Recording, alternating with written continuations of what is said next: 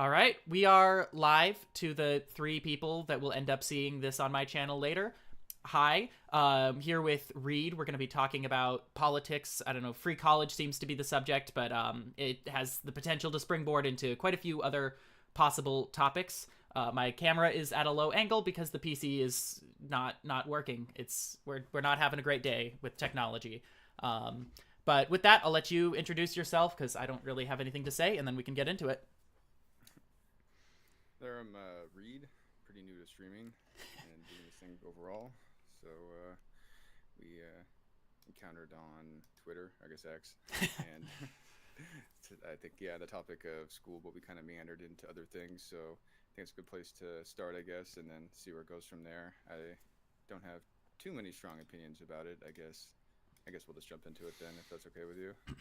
Yeah, for sure. Okay. I'm definitely interested. There were a couple of notes that I had. So one of the things that you kind of made the case for was that you thought that college should be cheap but not free, with the purpose for that being that it would allow us to select for the colleges that are not providing for consumers and, inevitably fail. Is that a fair summation of Yeah, what I'd you say were? so. Yeah.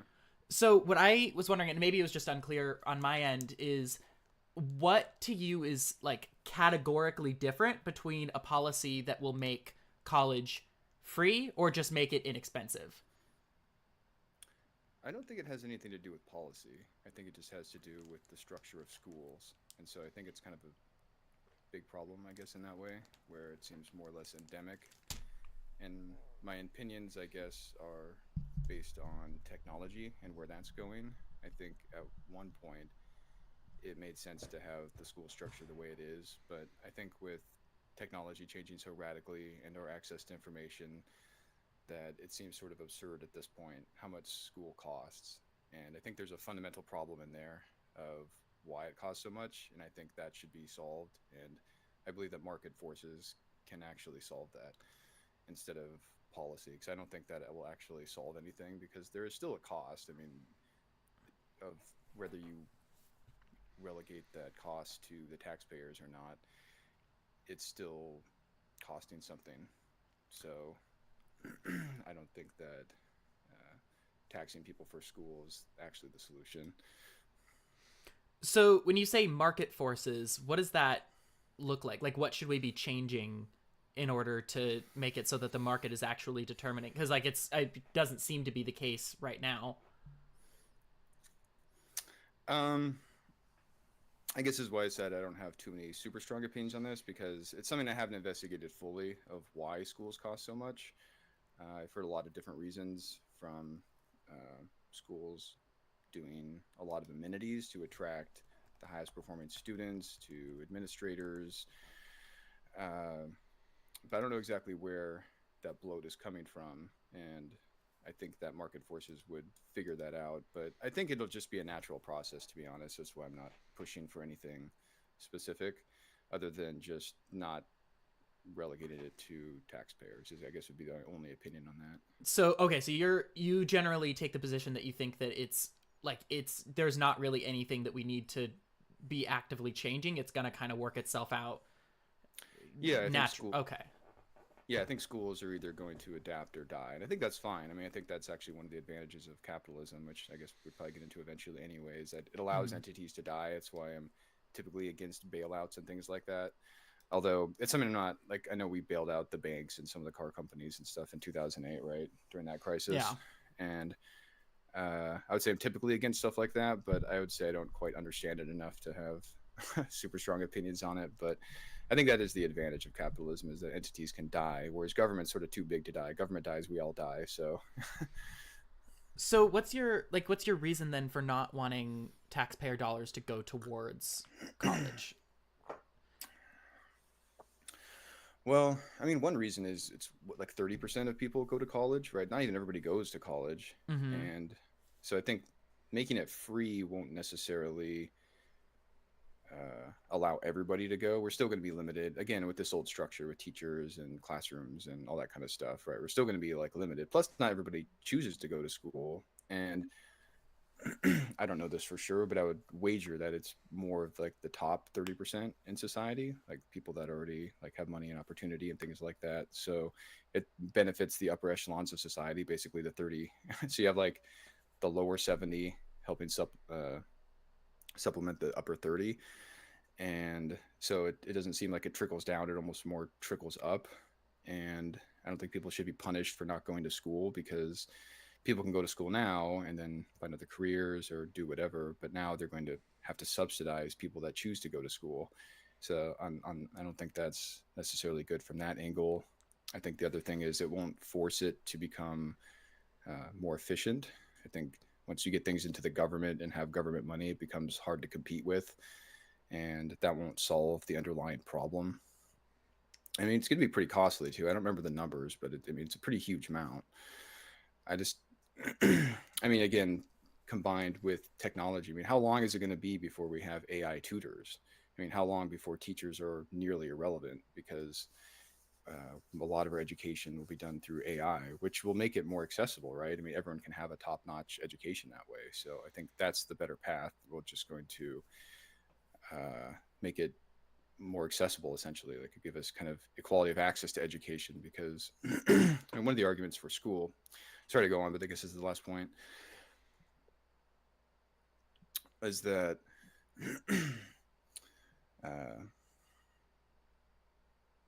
actually, I just kind of lost my train of thought. Shit. Fair enough. I do that all the time. I'll catch it. Go on though. Yeah. Okay. So there were a couple of things there. I should have probably written them down. Yeah, I forgot about them. But so you're making the general argument that it would seem not to trickle down so much as trickle up if taxpayers were covering that. And I was a little bit confused because it felt like you were crossing wires a little bit. Like right now, the people who have the most opportunity are generally speaking the ones that are going to college, with the exception of some scholarships and things here or there, but that's also based off of your life circumstances and whatnot. But it would seem to me that a taxpayer funded program with the purpose of either making college free or significantly reducing the price would, by its very nature, allow people who otherwise wouldn't have the means to get into there. So I mean, yes, okay, we're talking about like 30% of people go to college. Well, I would imagine that those numbers would go up by some significant percentage if it was made more accessible, which would mean that the bottom 70% would be benefiting from that. Well, I think that there is some truth there. I think it would grant other people more access. Some people don't go because of cost, but um, I think that we're still limited on the resources, right? As long as school is still the same way, we have teachers and buildings and spaces and all that kind of stuff. It's not like 100. We have to even. It's not even possible for 100% of people to go, right? So I mean, we would have Mm-hmm. to, there'd have to be a much larger investment. I mean, I suppose that, I mean, it's fair if that's part of your, argument for free school, is that we beef up our whole institution so that we can accommodate everybody. But there are a lot of people that just don't want to go, right? I know Oh people yeah. that just went to jobs, and now, they say well, I don't really like school. I don't want to go to school. And they decide to get a job, and now they're paying taxes for people that want to go to school. You know what I mean? I mean, I guess, but that's kind of the case for pretty much any government program. Like someone could say the same thing about road construction and say, "Hey, I'm not a road construction worker. Why the hell is my taxpayer dollar going to pay for that guy's salary?" And it's like, well, because you benefit from the roads. You benefit from things being connected, right? Everybody who's hypothetically footing the bill for people's college education is to some extent benefiting from that, at least, whether or not it's entire, you have problems with certain majors or things like that. There is some return on investment for you regardless of whether or not you go to college, right? That's a fair point. I think that it's probably kind of hard to quantify that. And I think it's a little more abstract than roads. I guess in theory, like I can go drive on any road that I'm paying for. Whereas a school, if I'm not electing to go to school, then it doesn't really bet me directly. You're kind of banking on some sort of echo effect, I guess, or Sure, but I mean, you can go to any like doctor's office or to a law firm or to whatever, like places that require a college education to be run, and you benefit from that. Um, That's true, but I benefit from that now without having the tax. Like if there were no taxes on roads, then that would be pretty impactful on me and everybody else. But we have like if the scenario, I guess, would be a little more similar if we had a system where we were paying for roads and it was like working to the degree that it's working.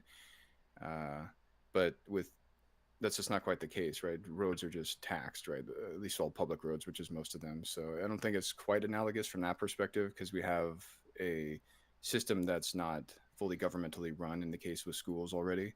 And I'm benefiting from that already. I can go to the doctor and I can, hire professionals and all that kind of stuff. So, I mean, I am still benefiting from the current system. Like all those things are still accessible without road taxes. I mean, who knows? We have no system. You know what I mean? Sure. But I guess my understanding of a lot of industry right now is that we're running into shortages of people in a lot of different fields. So yes, you can access a doctor, you can access a lot of different things, but that's not necessarily going to be the case forever as if those shortages continue. A really good example of that is I don't know if you're familiar with a lot of the controversy. I say controversy surrounding airplane maintenance, and you've got the one side that's trying to make the argument that it's DEI hiring practices or whatever that are leading to which is Chris Rufo whatever admitted he's going to lie about it and push the narrative and whatever, but if you actually look into what air traffic controllers, what maintenance workers, what people who understand that industry are complaining about, it's lack of staffing, right?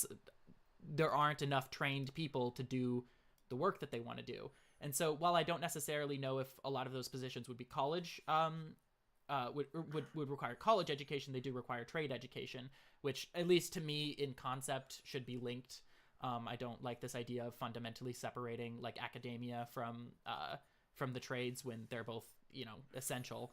And so that's just kind of an example of like, yes, you can benefit from it, but you have to upkeep that system. You can go out and drive on those roads, but when they break down, somebody's got to fix them. Someone's got to maintain them. Yeah, that's true. But like you said, how many of those people require college education? And I guess the other thing to consider is, I mean, opening up college to how many more people would go, what percentage of those people would be doctors? I mean, maybe a better solution is just immigration, right? We can get doctors from other countries. Well, again, I guess this comes back to technology itself. With the way technology is going, jobs are just going to start rapidly getting replaced by robots and doctors. I mean, pretty much everything is going to get consumed by technology. And so, I mean, that's one thing that's some people are ringing the alarm bells about population collapse. Elon Musk in particular, which I think is funny because I mean he's building the robot, so in my view it's like you're the one solving the problem, buddy. Why are you freaking out about it? So I think that's like in our future is labor is going to get replaced by robots here in the pretty near future, and immigration might help with that in the meantime.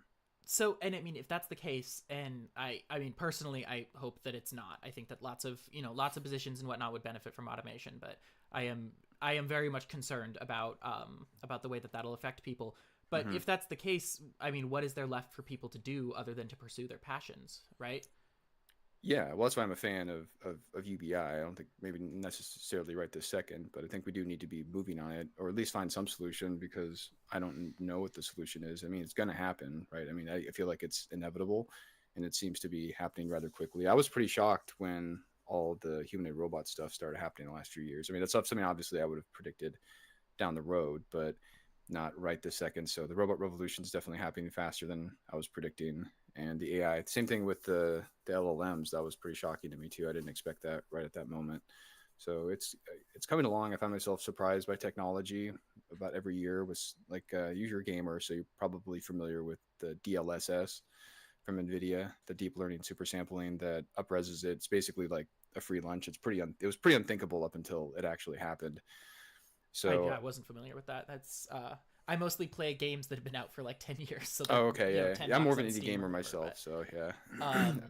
But I definitely think that that's like a valid concern. I would caution a little bit on necessarily assuming that it's going faster than it is, because I think one of the things that a lot of those benefit from is being like tech demos where the environment is like pretty well controlled. Hmm. I just like I get flashbacks to back in like 2014 when they're like self-driving cars are going to be a thing in like 4 years or whatever, and Right. it's like Every year it's gonna every single happen. year they're like it's going to be in four, it's gonna happen, you know, and it's like they look great in the tests, but you know, in practical situations, not necessarily. Um, that said, okay, so you're more in favor then of a UBI system moving forward. Um, Like, I don't. Well, I just don't know what other solution is. I mean, eventually robots are going to take all of our work. I don't know when. It's just it seems like an inevitability. And like you said, what are humans going to do? I mean, I guess this gets back into the whole economics of it, right? Where capitalism's about people owning the means of production, and then socialism's about the people's means of production. What about when the robots have all the means of production? I mean, we might get relegated to some sort of pet status. I don't really know exactly what's going to happen, but well, I I mean, as mean, it stands, like even if the robots are, you know, doing the actual labor, like it's still there are still people who control that, right? It would that's just end true. up Yeah, being yeah, you're right, right. which is, I mean, that's one of my like many major concerns, right? Like right now with AI, and you know, AI generated images and things like that, is that okay, right? It's a robot doing the work, but a person owns it, and that person is currently making the choice to plagiarize the works of tons of obviously less powerful people than them.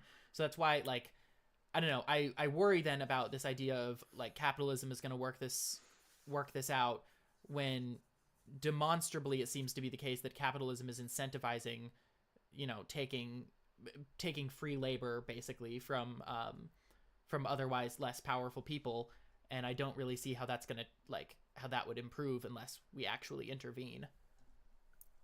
Just to be clear, what exactly do you mean?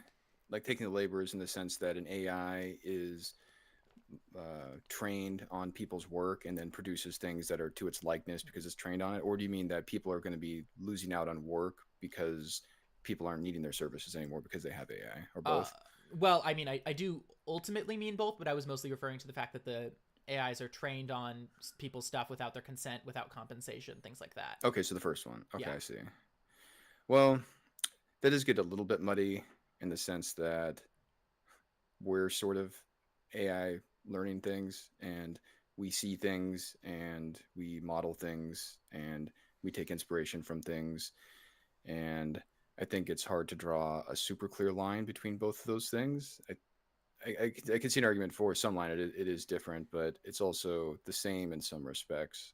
And I think also it's just inevitable. It's something that we're going to have to deal with. I guess to get back to your original point was with like the UBI. I guess I'm a fan of Andrew Yang, at least when he was running, and he had this idea of capitalism that doesn't start at zero.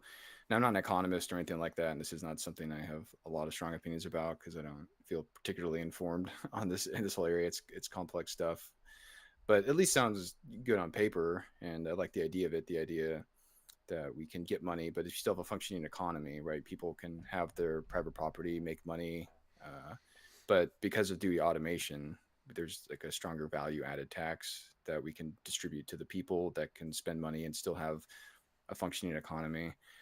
I think people give capitalism a bit of a hard time because it seems like a lot of it is about how it's like fundamentally evil, right? It's sort of like this idea it's driven by greed or whatever. But I think there's an underlying value which has to do with.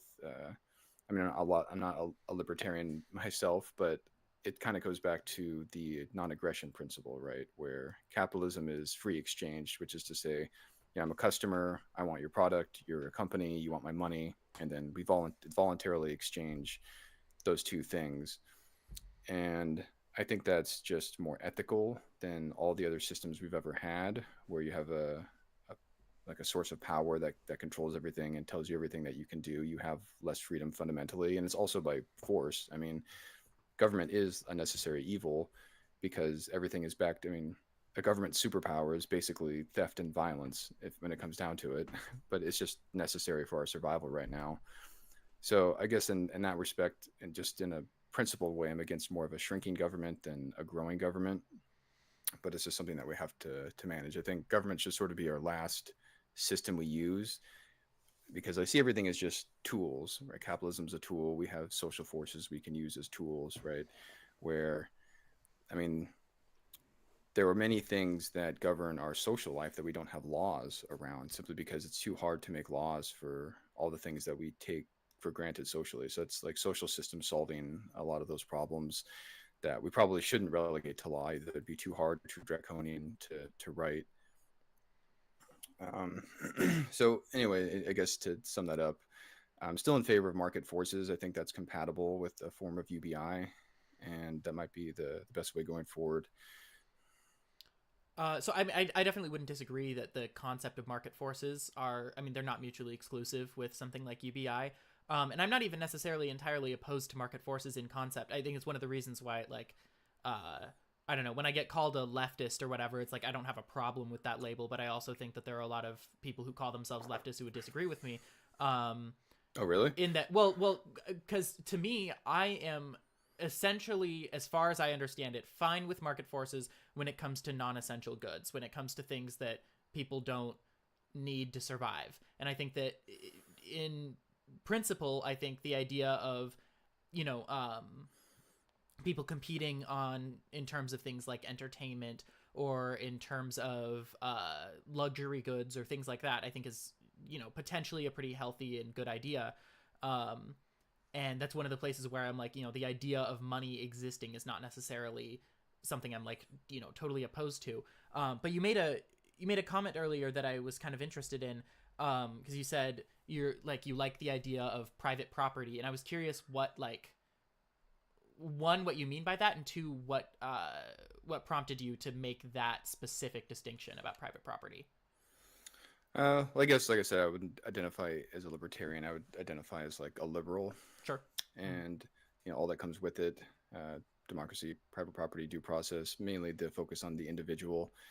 So I think private property is the focus of the individual, and I think on one level it's just intuitive, right? I think it's derived from our natural sense of ownership around things that you can even see in animals, chimpanzees, dogs, things like that. And it also seems to be pretty functional and pretty good, right? You look at liberal societies; they're typically better places to live than other places. I think it's the like liberalism, capitalism, democracy are the best systems humans have come up with, and I think that's demonstrably true. I wouldn't want to live anywhere else. People that come from other places, they want to come here, and I think that a lot of that has to do with our freedom, which has to do with private property and our self-authorship and self-determination. I think those are all important things that are fundamental, but we can kind of overlook. So I think just more of a fundamental way, yeah. So when you say that private property like is a guarantee of liberalism, what would be an example of a system that doesn't guarantee ownership of private property? I mean, like socialism, aristocracies. I mean, anything before liberalism, really.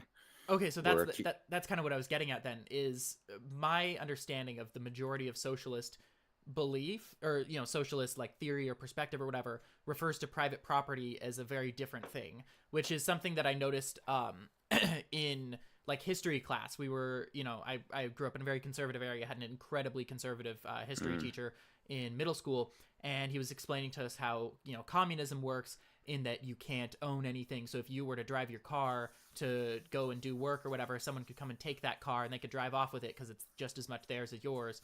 And that was like, that was what we were raised with. And so that was my interpretation of, you know, what private property means. But the majority of my exposure to like actual leftist theory and commentary and whatever refers to private property as specifically ownership of labor, ownership of other people's work. So being a CEO, being an owner of a company, things like that. And that's where, like, that was why I was curious why you made that distinction, because to me, even in a hypothetical approaching socialist whatever society or, you know, system, like, people could still own stuff. They just couldn't own other people's work. yeah. So when I say private property, yeah, I didn't mean to blur that line. My thinking was in line with your thinking, like that delineation was there. But so I guess this, to be fair, this isn't something I've thought about a whole lot, but I'm not sure the line between the delineation just make between like I mean there almost should be two different words for it, right? But I think that there is a sort of blurring that I mean not that it's an intractable problem or anything. I'm not claiming that. I mean you're probably familiar with Ben Burgess, I assume. Yes, I would need to be reminded on his which person that is. He does the Let's Make an Argument channel. He identifies as a socialist, but he defines it, or his, I'm not sure if necessarily his definition, but his main policy is to change everything into to co-ops. And Mm-hmm. I mean, that's something I'm obviously against, but you know, the idea of, how do you sort of make that distinction between, private property in a sense of what's yours versus private property that you use for other people's labor. And I think that there is a fundamental blurriness there, but it's something that could be solved with legislation. So that's not necessarily a monstrous hangup, but I think that it is still beneficial to have private property in terms of other people's labor because, I mean, from the socialist perspective, like the theory of value, or the value theory of labor. I can't remember the order of the words. Labor theory of value. Yeah. Labor theory of, okay, Yeah. a little dyslexic. Um, I don't think it's really true. It's not really accepted to be true. And so the idea that you're just taking people's labor as like an unethical aspect of the system, I don't fundamentally agree with. So I don't think that there's anything wrong with having private property in the way that we're talking about, where you pay people to use your property to make money off of it. Okay, so I guess what I'm trying to get to the bottom of there then is, you said earlier, right, that you like capitalism for its ability to give, or for its guarantee of the free exchange of commodities, right, and the ability to Not just, like to oh, sorry to say, interrupt. yeah, Oh, go on. Sorry, I'll let no, you finish. you're good. Okay, My I was just gonna say I didn't necessarily like a guarantee. I mean, I realize that there's uh, contextual problems that can arise there, but fundamentally is it's based on free exchange is what I was trying to say. But anyway, go on. But you would consider that to be, generally speaking, a good, right? Yeah, for sure. So I guess my concern then is, would not the ability to own people's labor kind of hinder that, in that, right, we talk about purchasing goods and services as being an exchange of commodities and exchange of capital, whatever. Purchasing somebody's work is also an example of that. But the fact that there are a small number of people who own the factories, who own the offices, things like that, means that you can't really make that free exchange, because as soon as you don't like the deal, as soon as the employee doesn't like the deal that they're getting, they're completely out of whatever that what their money out of the work that they had, and the other person can just hire somebody else, right? So it's not really a free exchange there. One party clearly has more power. Well, maybe there's a misunderstanding, or maybe I'm not understanding something clearly. So when I said free exchange, I meant like customers and companies, right? Where I go to buy a product and the company's selling something, I can choose which product I want, choose which company I go to, and it's voluntary exchange, right? I'm saying I have money and I want to give it to you, and you have a product and you want to exchange it for money, and we're both agreeing to that exchange. Nothing's being imposed upon me, fundamentally. Right, and my point is Okay. that working at a company is a version of that exact same exchange, Okay, so you're where in saying the okay. business is the customer, and Hmm. you are the person providing the labor, Okay. providing the service, right? And Right. so, but my concern there is, it feels to me a little bit like, if a customer could come into your place of business and tell you, hey, you're going to sell me this, or you're going to be evicted from your apartment, right? Where, okay, well, now it's not a free exchange. Now the customer clearly has far too much power in that situation. And that's my concern with the ability to own labor, with the ability to own the means of production. I think the employee has a lot of power. I mean, one thing that's just true is that people produce at radically different rates, right? If you're familiar with like a Pareto principle or Price's law, they're called power rules, right? So if you're unfamiliar, Price's law. So Price was a physicist who was looking into publications, and he started noticing that people didn't produce at equal rates. In fact, it was radically unequal. Where what was the figure? It was something like the square root of people in a domain produce 50% of the labor. So if you have an organization where there's 100 people, 10 people do 50% of the work.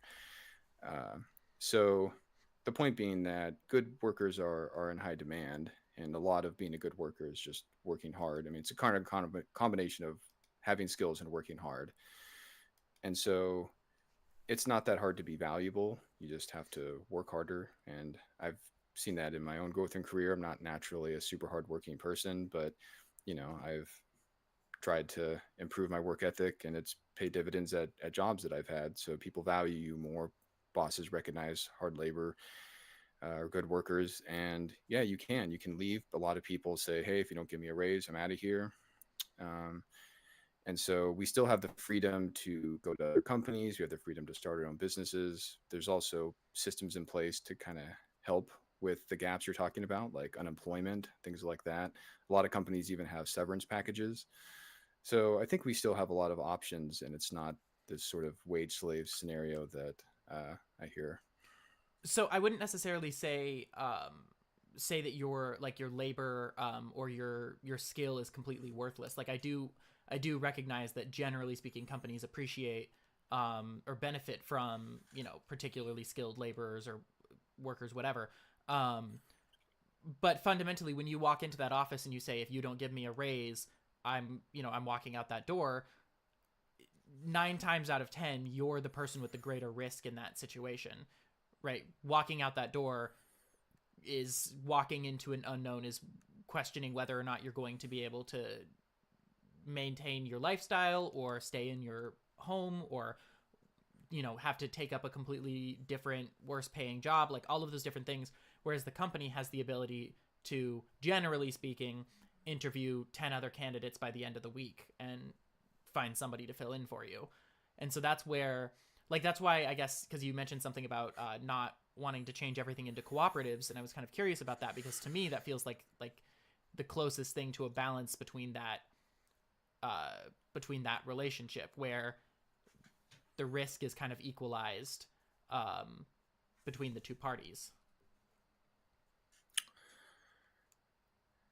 I see your point. I just don't know how hard that is to really quantify, or how true that is. Um, with I don't necessarily want to get into co-ops right this second, but I mean the the situation I proposed, I mean, was one of many. I mean, I would assume that if you're going to do something like that, you probably should get a backup, right? Maybe start looking for some other jobs. Like one of my coworkers, he's a contractor, and his contract was he knew his contract was up in a few months, so he started looking for work. They ended up extending his contract, but he ended up finding a job anyway, so he had options. It's not too hard to come up with options with a little bit of thought. I mean, you can, like I said, if you're unhappy with your job, then first step would be just look for another job. And there's things you can do about that. You can build skills. Like with, especially, this kind of gets back to our previous discussion about school and education. With so much information available, I mean, it's amazing how many people I've seen get to like an apprentice level status on trying to something they're trying to start just by watching YouTube videos. A friend of mine was just fixing up his old piano, and it was really out of tune and really challenging. And he ended up building a skill to do it, that he can possibly make like hundreds of dollars an hour as a piano tuner, because it Mm-hmm. doesn't require any certification or anything like that. There's so many things you can do to build skills and make money. I think one, this is not to derail too much, but this idea of equality of opportunity, I think, is a bit of a myth, and I don't like that word, because I think most of opportunity is in our own heads and us as people. There's that meme, I'm not sure if you've seen it, where it's got this guy trying to get this wall, and there's a pile of ladders that he's standing on, right? Mm-hmm. Which is to say he's not utilizing his opportunity. And that might be a bit of a controversial thing, but I think that's probably one of the biggest factors. And I think that we have almost too much opportunity here that people don't even know what to do with. We have so much opportunity around us at any moment that it's almost hard to see, because there's just so much. So, okay, so the opportunity thing is something I definitely want to get back to. There was something you said earlier that I wanted to touch on kind of first, though, Okay. which was that you were talking about you have a lot of options when you're thinking about like leaving a workplace Hmm. in order to go into another one. And I'm not even necessarily going to say that's entirely false, because I mean, you do have options, things that you can do. But I know, at least in my personal experience, I used to work at a theme park, and Mm. there was a circumstance, a pretty serious workplace safety issue that I very nearly had to threaten to walk out over, because it was absolutely intolerable, and like legitimately some very bad things could have happened. And what had happened is, over the course of about a week, several people had complained, had made it clear that it was a big problem, and they basically did nothing, because they're one, they didn't have faith in their employees, and two, like, it wasn't it wasn't a big enough deal to them to even worry about what could happen as a result. And so what I like, the problem that I run into is I realize, okay, well, the company, I can come in there and I can say, unless you guys fix this, I'm going to walk. But they decide, well, we're not going to deal with the maintenance, whatever. Like, we can get somebody else. And because it's not like some sort of specific heavy training required position, which I think is what the majority of jobs statistically are, like, they can just get anybody else to take that place. And mind you, I was probably at least in parts of that job in that like upper 10%, whatever. But I just noticed that like they can afford to wait a week to decide whether or not they're going to deal with this safety issue, decide whether or not they're going to fix this. It's not even something, I'm not even worried about like getting a raise or anything like that. But, potentially any of us couldn't, right? Any of us, if we had been we were in situations that ended up being pretty dangerous. And if something bad had happened to us, it's because we couldn't have another position lined up by the end of the week. So our option was basically go to work and put ourselves in danger, or not get paid for the week. And that's part of, I guess that was kind of rambly, but that's ultimately what I'm getting to, is that in certain situations, it's not always as urgent as that, but there's danger in, that the company doesn't have to deal with, right? The worst they can have is like a lawsuit or whatever. Yeah, sure. So I'm not going to deny problems or even many problems. I think the big thing to consider is, what are you comparing our current set of problems with perhaps a different set of problems under a different system, which is hard to abstract because socialism is a pretty radical shift. But I guess one thing that I caution against is comparing reality to a sort of imagination, right? I think socialism is mostly imaginary, especially if you take the stance that it's never been tried, then it's purely imaginary. But the places where it's tried to be tried, I guess you could say, have been pretty catastrophic. To So I think that there's just problems with every system, and I think that it's hard to abstract out all the problems, and we might be trading not trading for worse problems. It's very possible. So I tend to focus more on patching things up. To kind of go back to the other example with unemployment and policy and things like that. I think that's at least a less risky place to start. Well, I guess I'll put it like that. But I think that going to a new system won't necessarily solve everything like a magic wand. I think there's going to be other problems, and it could be far worse problems. So that I think it's hard to predict, or maybe not for some economists. But I think that those are real. There's a lot of really bad examples you can pull from, but I don't think that necessarily justifies such a radical change. I think we should probably start to work on patchwork as a first line of defense. Sure. I mean, I guess I wouldn't necessarily disagree with that. I think that the majority of the reason that purported socialist movements have failed is a problem with revolutions, more so than the like political philosophy underlying them. Because I mean, if you're to look at the supposed like socialist regimes throughout history, the USSR or the China or whatever. Democratic People's Republic of Korea or whatever. Oh, Korea. Like all of those are political systems that if you were to sit down with Karl Marx and be like, hey, this is what they're up to over there, he'd be like, what the fuck are you talking about? But in German. Like I don't think that I don't think it's necessarily a relationship to the ideology. And I think you can kind of see that in things like broadly speaking, I agree with a lot of the goals of, say, the Haitian Revolution, or fuck it, even the French Revolution. But by virtue of being revolutions, they got bloody, they got messy, they did some things that were, entirely unconscionable. I think the American Revolution, to the extent that it was more ethical, is kind of an outlier there. But I wouldn't necessarily say, oh, it's because of liberalism, I guess I would think that I agree that it is an outlier, but I think that it's not arbitrary. I think there are actual reasons why it's an outlier, and I think it's because the fundamental philosophy was so much stronger than all the other revolutions. The French Revolution, I mean, it sort of looked like liberalism a little bit, and that's what Napoleon did. He came in and wrote the Napoleonic Code, which was liberal in comparison to what existed, that somewhat mirrored liberalism. And I think parts of it are still used today, But I think that they just didn't have a strong enough basis in philosophy that was cohesive enough. Liberalism was pretty precise, pretty specific set of principles. I guess that's my other complaint about socialism is that I really do see it more as of a moral philosophy than an economic system. I mean, for one, the Marxist theories have been pretty discredited, and I just don't think they make sense on their face. Like which And could you give an example? yeah, well, I mean, it sort of gets summed up with the whole like profit is theft sort of thing, right? Where I think he looked at it as sort of a zero sum scenario where the surplus value comes from the labor, but that's not really true.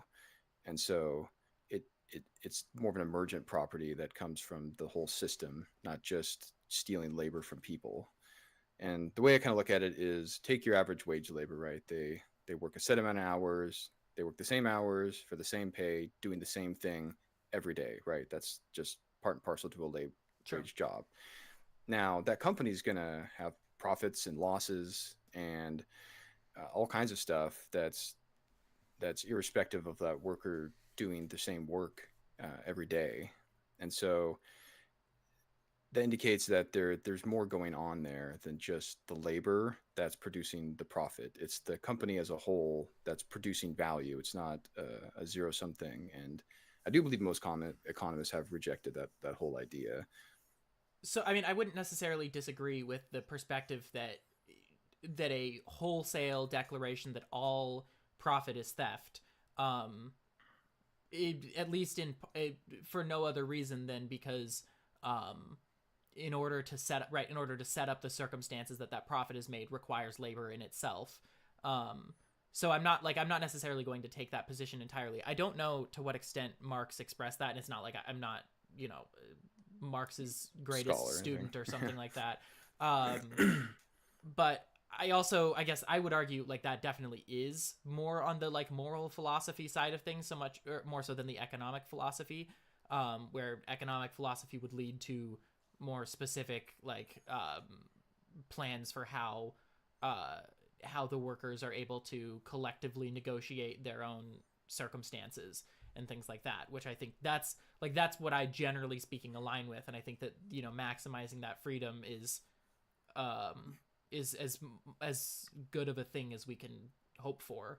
I'm also not shooting for like some instantaneous radical shift, right? I think, more so than patching things up, I'm looking for solutions to avoid those patches being opened in the future. Well, I guess one thing I would say is that, I mean, it's not illegal to have co-ops now. I mean, people can go out and make co-ops, and there are some examples, like was it Mondragon or Mondragon, however it's pronounced. I've heard referenced a few times, but there really aren't too many. In fact, I have a grocery store in my area called Winco, which I thought was a co-op, but I went and I was just BSing with one of the employees the other day while I was there, and I was asking him, what it's about, what it's like, and he explained to me that it's actually not really a co-op because they don't have ownership; they just get like stock options. But I mean, it's still good. He said a lot of the people they'll work as checkers for 20 years and retire as millionaires, so that's not a bad deal. But it's actually not a co-op, so there aren't that many of them. But it's not like it's illegal or anything. People can make co-ops, so I think that there's something fundamentally less competitive about co-ops. Although I can't put my finger on it. And again, it's not something I'm super educated on, but there does seem to be a dearth of them, and I believe that's for some reason. But I mean, because people are free to do it, right? So I would make a couple of cases there. Because first of all, generally speaking, I think that the like the business model of say Winco or of Costco, I don't know, I have no idea how national Costco is. I'm assuming they are, but I only know them locally. Is like generally speaking more ethical than the typical top-down structure that you would expect. But I would make the case that in this day and age, cooperatives are kind of very heavily disincentivized by the way that by just the way that the government is constructed, or I should say by the way that society is constructed. I don't know if you're familiar. I mean, Fallout, right? The game series? Yes, yeah. Yeah. So if you've followed at all, one of the lead developers, Tim Kaine, has a YouTube channel now, and he's talked about how he and some of his buddies started basically a cooperative Hmm. in the early 2000s, I think it was. And they ran into a lot of problems, one of them being the fact that their plan, which I don't know if I would necessarily even agree with this, but their plan was basically to pay everybody equally regardless of Hmm. their position. um, which with a small game dev company, maybe that's a good idea, I don't know. But they ran into the problem of like just having so little support for themselves that they ended up having to basically cut their own wages, cut off a third, cut off half, whatever, in order to be able to pay everybody else. And so I was like, okay, as it stands, this system, which I don't think is necessarily a perfect setup for a cooperative, but is nonetheless like at least making an attempt, is incredibly challenging when it turns out that you you physically can't meet your own needs to start one, right? Like you're taking care of your employees, but there's no way to not be screwed over. There's that. There's the fact that in general, I think banks are less likely to give loans to co-ops. And the fact that currently a lot of industries are basically monopolized by traditional capitalist structures, so which obviously have a vested interest in co-ops not becoming successful or popular, which whether that leads to buyouts or like if I were to start a clothing co-op and sold things on online, Amazon can just take my design, make it cheaper, and then resell it. And okay, yeah, co-ops aren't illegal, but I'm shit out of luck. Well, Amazon could do that with non-co-ops too, right? Right, but I'm making the argument. Well, first of all, they do it with non-co-ops. But I'm more making the argument that like starting your own business right now is not as simple as simply sitting down and signing some paperwork. And I would hazard a guess that if you were to sit down in like a board of directors meeting and like discuss the possibility of new small businesses popping up or new co-ops popping up, the co-ops would be treated as more of a potential threat to the structure of the company, because a successful traditional clothing company is not a huge deal to Amazon. But if large clothing companies started to be worker owned, worker run, whatever, that poses an actual threat to their bottom line. I feel like I didn't argue that very well, but hopefully you at least understand what I'm saying. I feel like I got the gist of it. Yeah, I guess that might go back to maybe that might be part of what makes them less competitive. They might be harder to get going and running. I guess something I thought of before that I kind of forgot about was I feel like a lot of not feel like I believe it's fairly self-evident that the problems people have with capitalism aren't capitalism problems, they're people problems. People, there's just humans have a nature to them, and I think we can only really expect ethical behavior to some degree, and no system's going to be like perfect, and especially when you just compare it with socialism and how it's been tried in the past, the people problem got really bad, right? And so I think that's just something that we're always going to have to contend with. People are going to get power disproportionately. Some people are going to abuse that power. People are going to make unethical choices. Um, So okay, and so you make that you make that case, and you said a moment ago that that you think that like part of this is kind of evidence that co-ops aren't necessarily as competitive. Um, and okay, I guess it's kind of two thoughts, but in terms of the like co-op question, I then would think, okay, we go back to feudal Europe, and you try to start a traditional capitalist firm, like it's probably not going to happen if for no other reason than obviously like the surrounding lords don't want you well, they paying. could just come take all your stuff, right? Right, At but that. my point is that like you could make the argument, okay, well that's less competitive. Well, nowadays you can't literally come take all of your stuff, but you can, when you have significant economic power, do a lot of things to make life harder for somebody who's starting a company that you don't want to succeed. But I feel like that's a little disanalogous because in principle they're different, right? And the example you talked about, in principle you couldn't do that. Where here, in principle you can. There's just other things that make it more difficult. I would say in principle you could In a go feudal time, you could go down. I mean, you could go and go to a tavern and say, "Hey, we're getting together. We're starting a new printing company," and like, I mean, you could do that physically. It would just be a matter of the response of the surrounding world, right? Obviously, the infrastructure is not built for that, and the powers that be have a vested interest in that not succeeding, because obviously that potentially could lead to the serfs and the slaves and whatnot like realizing they're getting a raw deal collectively. Okay. I still think that's a little different in the sense that there's not a king or a lord or anything that like I'm not sure how many capitalists spend their day twirling their mustaches talking about how to get rid of co-ops. I think it's more of just people want to make money and they do what it takes to make money. But I don't know how much of a top-down we'll say conscious top-down force against co-ops there really is from corporations and things like that. I think it's probably just more of a matter of if something gets too big, it's just stomping around. It's it's not necessarily caring what it's stomping on.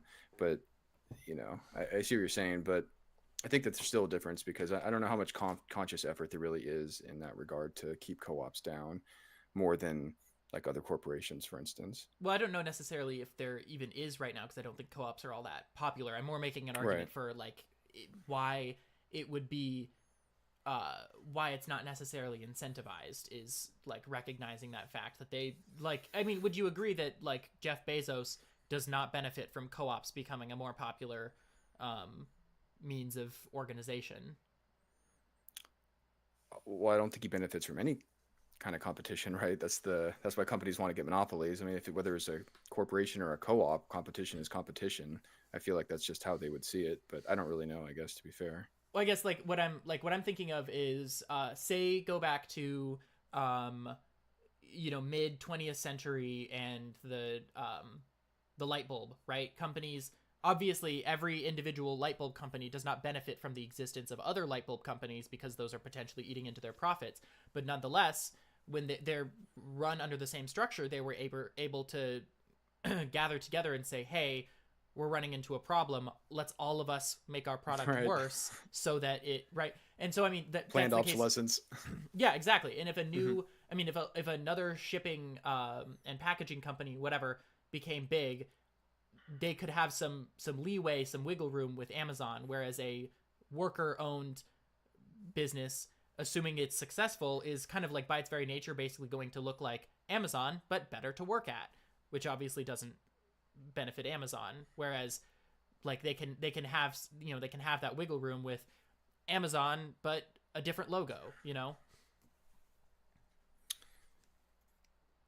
Well, I guess in some sense, I mean, if co-ops really are way better to work at, then they would be more competitive in terms of people, right? Like if let's say there's Amazon A and Amazon B, and Amazon B is a co-op, you're like, wow, it's way better there. Then you're going to go to work there, and they're going to get all the better workers, including like the cream of the crop, right? That top 1% of performers. So I mean, there's some natural force there, right, where people tend to go where they're going to get treated best and where they're going to make the most money. And if co-ops can be competitive in that fashion, then there is a natural force, right, for it to take off. And I guess just to be clear, I kind of thought of this earlier. I guess two things. I was curious about. Well, first, I was kind of curious about your like what exactly are you like advocating for? And the other thing I was going to say that might have touch on that is I'm not necessarily against making it easier for co-ops like subsidies and things like that. I'm mainly just against making corporations illegal is the main thing I push against. But that's why I was kind of curious what you're actually advocating for. It's possible we may not even disagree about anything. So broadly, yes, I would definitely be in favor of things like subsidies, in favor of co-ops, and things of that nature. I don't know how feasible it is to suddenly just make corporations illegal. That seems like a potentially a concerning policy. That said, if I were to go back to 1901 and someone were to say to me, we're going to break up the oil, like we're just going to break it up into three companies, Standard Oil is going to be all these different, like I would have probably said basically the same thing, like, oh, I don't know how feasible that is. That seems like a huge change to force. So I'm also kind of like, to me, it feels like one of those things where everyone's telling you like, oh, it's going to be a disaster, it's not going to happen, there's no shot that this will ever work out, and then you look at history and it's like, okay, well, it's worked out before. So I'm definitely like, I'm open to that as a prospect, but broadly I'm more interested in just making life harder for corporations to function in such a way that it incentivizes one, more collective bargaining on the part of workers, and more incentive structures that push towards things like co-ops or stronger unions or whatever. And obviously those have their own problems when they basically turn into corporations of their own. But I don't know. I'm not necessarily, unless someone made a good case to me saying we need to literally tear down every corporation. I mean, literally tearing them down wouldn't be the case anyway, right? It would more be like, okay, Amazon is no longer owned by anybody. Like, sorry, investors, here's your compensation. Stock is not gonna be how this is run anymore, or whatever, something like that. But I don't know. I mean, like, do you disagree with the idea of making it harder to be a corporation? I don't know. I guess I would have to learn more. I guess to know what all that implies. Uh, I guess it sort of gets back to original point. I mean, about labor just going away at some point. I mean, if they're all robots, what does it matter if they're co-ops or corporations or whatever? I mean, co-ops that would be incoherent, right? If you have, in theory, I mean, I get the idea that, I mean, that fewer and fewer people are going to have more money, and that I don't think that's necessarily a problem because value is being created, and I know it's sort of a canard at this point, but the whole rising sea, raises all boats, and I think there's definitely truth to that. Despite our wealth disparity, I mean, we have quite a bit of abundance here in the United States, and I think that's due to capitalism and its functionality. And so, I guess at the end of the day, I'm most concerned about functionality because it benefits us all, rather than something that maybe sounds better, maybe in fact maybe is more ethical in some ways, but is just less functional, and therefore we all lose. I mean, I get cheap shit that gets here in 2 days because of Amazon, and I benefit from that quite a bit, but also lots of other ways. So I don't know how much I would agree with that or not. I guess like what I'm thinking of from the perspective of somebody who would want to make it harder to be a corporation is, we talk about things like automation and robots taking over the jobs and things like that. If you're a collective of workers capable of collectively bargaining about your position, and the company's like leadership or whatever comes in and is like, hey, we're interested in replacing these jobs with robots, you can say, fuck no. Mm-hmm. No, we're not doing that. Like, we're keeping our jobs, thank you. Which is something that you wouldn't have an option, you wouldn't have as an option if you're working for a traditional firm. So that's where, like, that's what I'm kind of talking about, is I think you have those options that a corporation would not give you. That's true, but it probably make them less competitive, and they might not even survive. Then nobody will have jobs. So Less I think, competitive under the current system, definitely, but under a system well, that, just with robots, right? I mean, they're just fundamentally cheaper. They make less mistakes. They don't complain. They don't take time off, right? Once we get robots up to the point where they can do human tasks, it's going to be orders of magnitude more cost effective to do that. So I mean, it would be sort of suicidal as a business to not do something that's that cost effective. So I don't. You'd probably have to look at certain specifics, but it seems that would put companies at a pretty big disadvantage. And I guess that gets back to my competitive thing, where at the end of the day, it just matters how competitive it is and how functional it is, because capitalism really serves customers. It serves me and you, right? I mean, if capitalism had a slogan, it'd be something like "the customer is always right." That's the whole point, is to get customers. And so, at the end of the day, it's how people choose to spend their money, right? If people are going to give their money to Amazon, then that's what's going to grow. If they're going to give it to co-ops, then that's what's going to grow. I mean, it's just wherever people put their money, and there's the cost associated with the product or service. I mean, it's just economics, right? but in this like hypothetical scenario where everybody's working under cooperatives, or corporations have their own serious hindrances to them, it wouldn't necessarily be suicide for the company to not accept robots, because most of the other companies are also under pressure to not accept robots, right? Yeah, I mean, if you have a whole system that's being limited in that way, then it would force the sort of level playing field in certain domains. But I mean, people can always just leave, right? Billionaires, it's like they're in the United States and they say, oh, well, we're going to seize all your funds. You're like, well, I'm gone. And companies may not want to play that game where I don't want to be, oppressed, I guess, in some way you could put it. Uh, and they're going to go elsewhere. I mean, it could fundamentally collapse our economy if everyone with money leaves because they're feeling that they can make money elsewhere. I mean, I think that's why many socialists are about the whole world needing to change, not just one country. At least people like Richard Wolff say that. And so Mm. I think that you would have to make it illegal everywhere. Otherwise, if they're not, then companies are going to do what's advantageous, right? So if you limit all companies, but then they're just go to different parts of the world, and that would might just completely destroy our country. So I don't know what the solution is for that. But I guess I don't necessarily know if that's the case, right? So yes, billionaires are likely to go elsewhere um, if you make life harder for them over here, which in and of itself is not necessarily something that hurts me all that much. But even if they do go elsewhere, right? The actual resources remain in the United States. The actual the factories and the machinery and things like that don't suddenly disappear.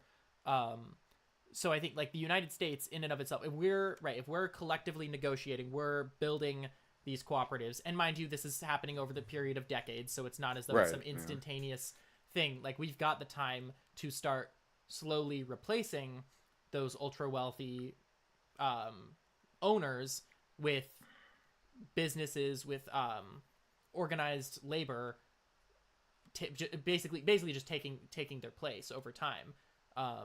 They're not going to airlift those factories out of here, those warehouses and stuff like that. They're going to sell them, and if there exists infrastructure for more ethical business models to acquire that land and that machinery and things like that, then like, oh no, Jeff Bezos is gone, but like what was he doing anyway besides occasionally building spaceships and hoarding money offshore, off seas. We did come up with the server idea, which made Amazon a lot of money, but other than that, yeah. Well, I guess it it's just so speculative. It's hard to say, but I feel like at some point you're going to have to use force. I mean, I don't know. Maybe just incentives will do the trick, but I don't know about that. And when force starts being implemented, that's when I become more skeptical about forcing people to do things because they don't want to do them.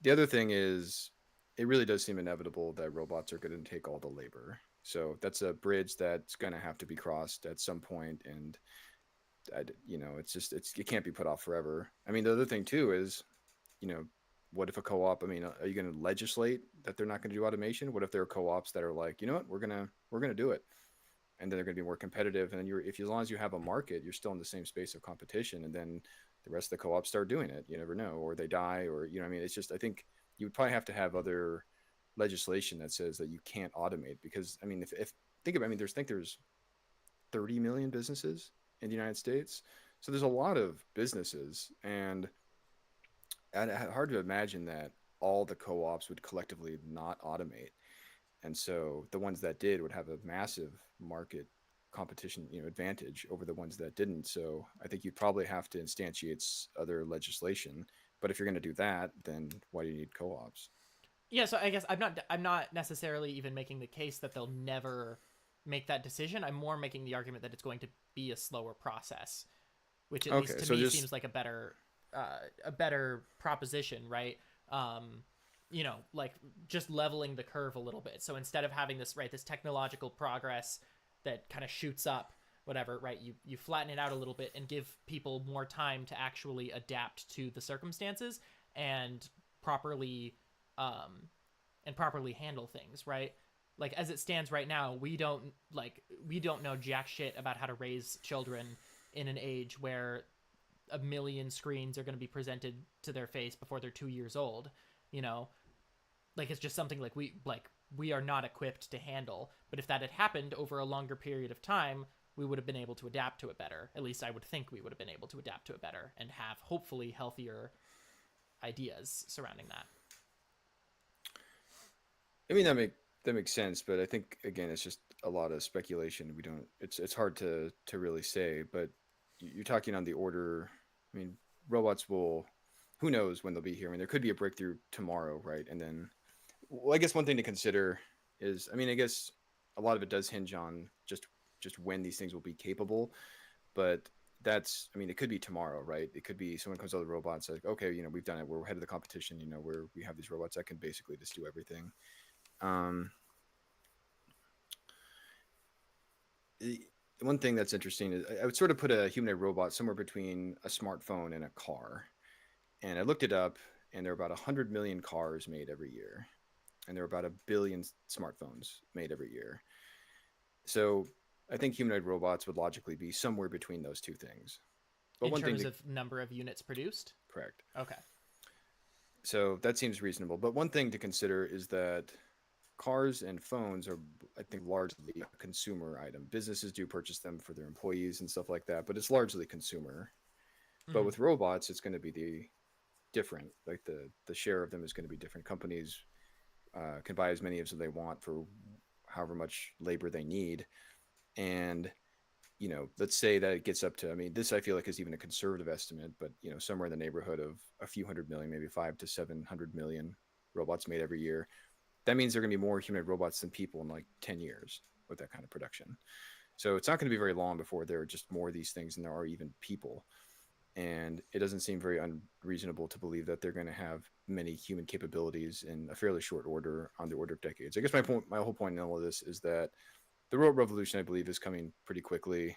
Within the next decade or two, we're going to see some pretty wild things. I would be shocked if we didn't.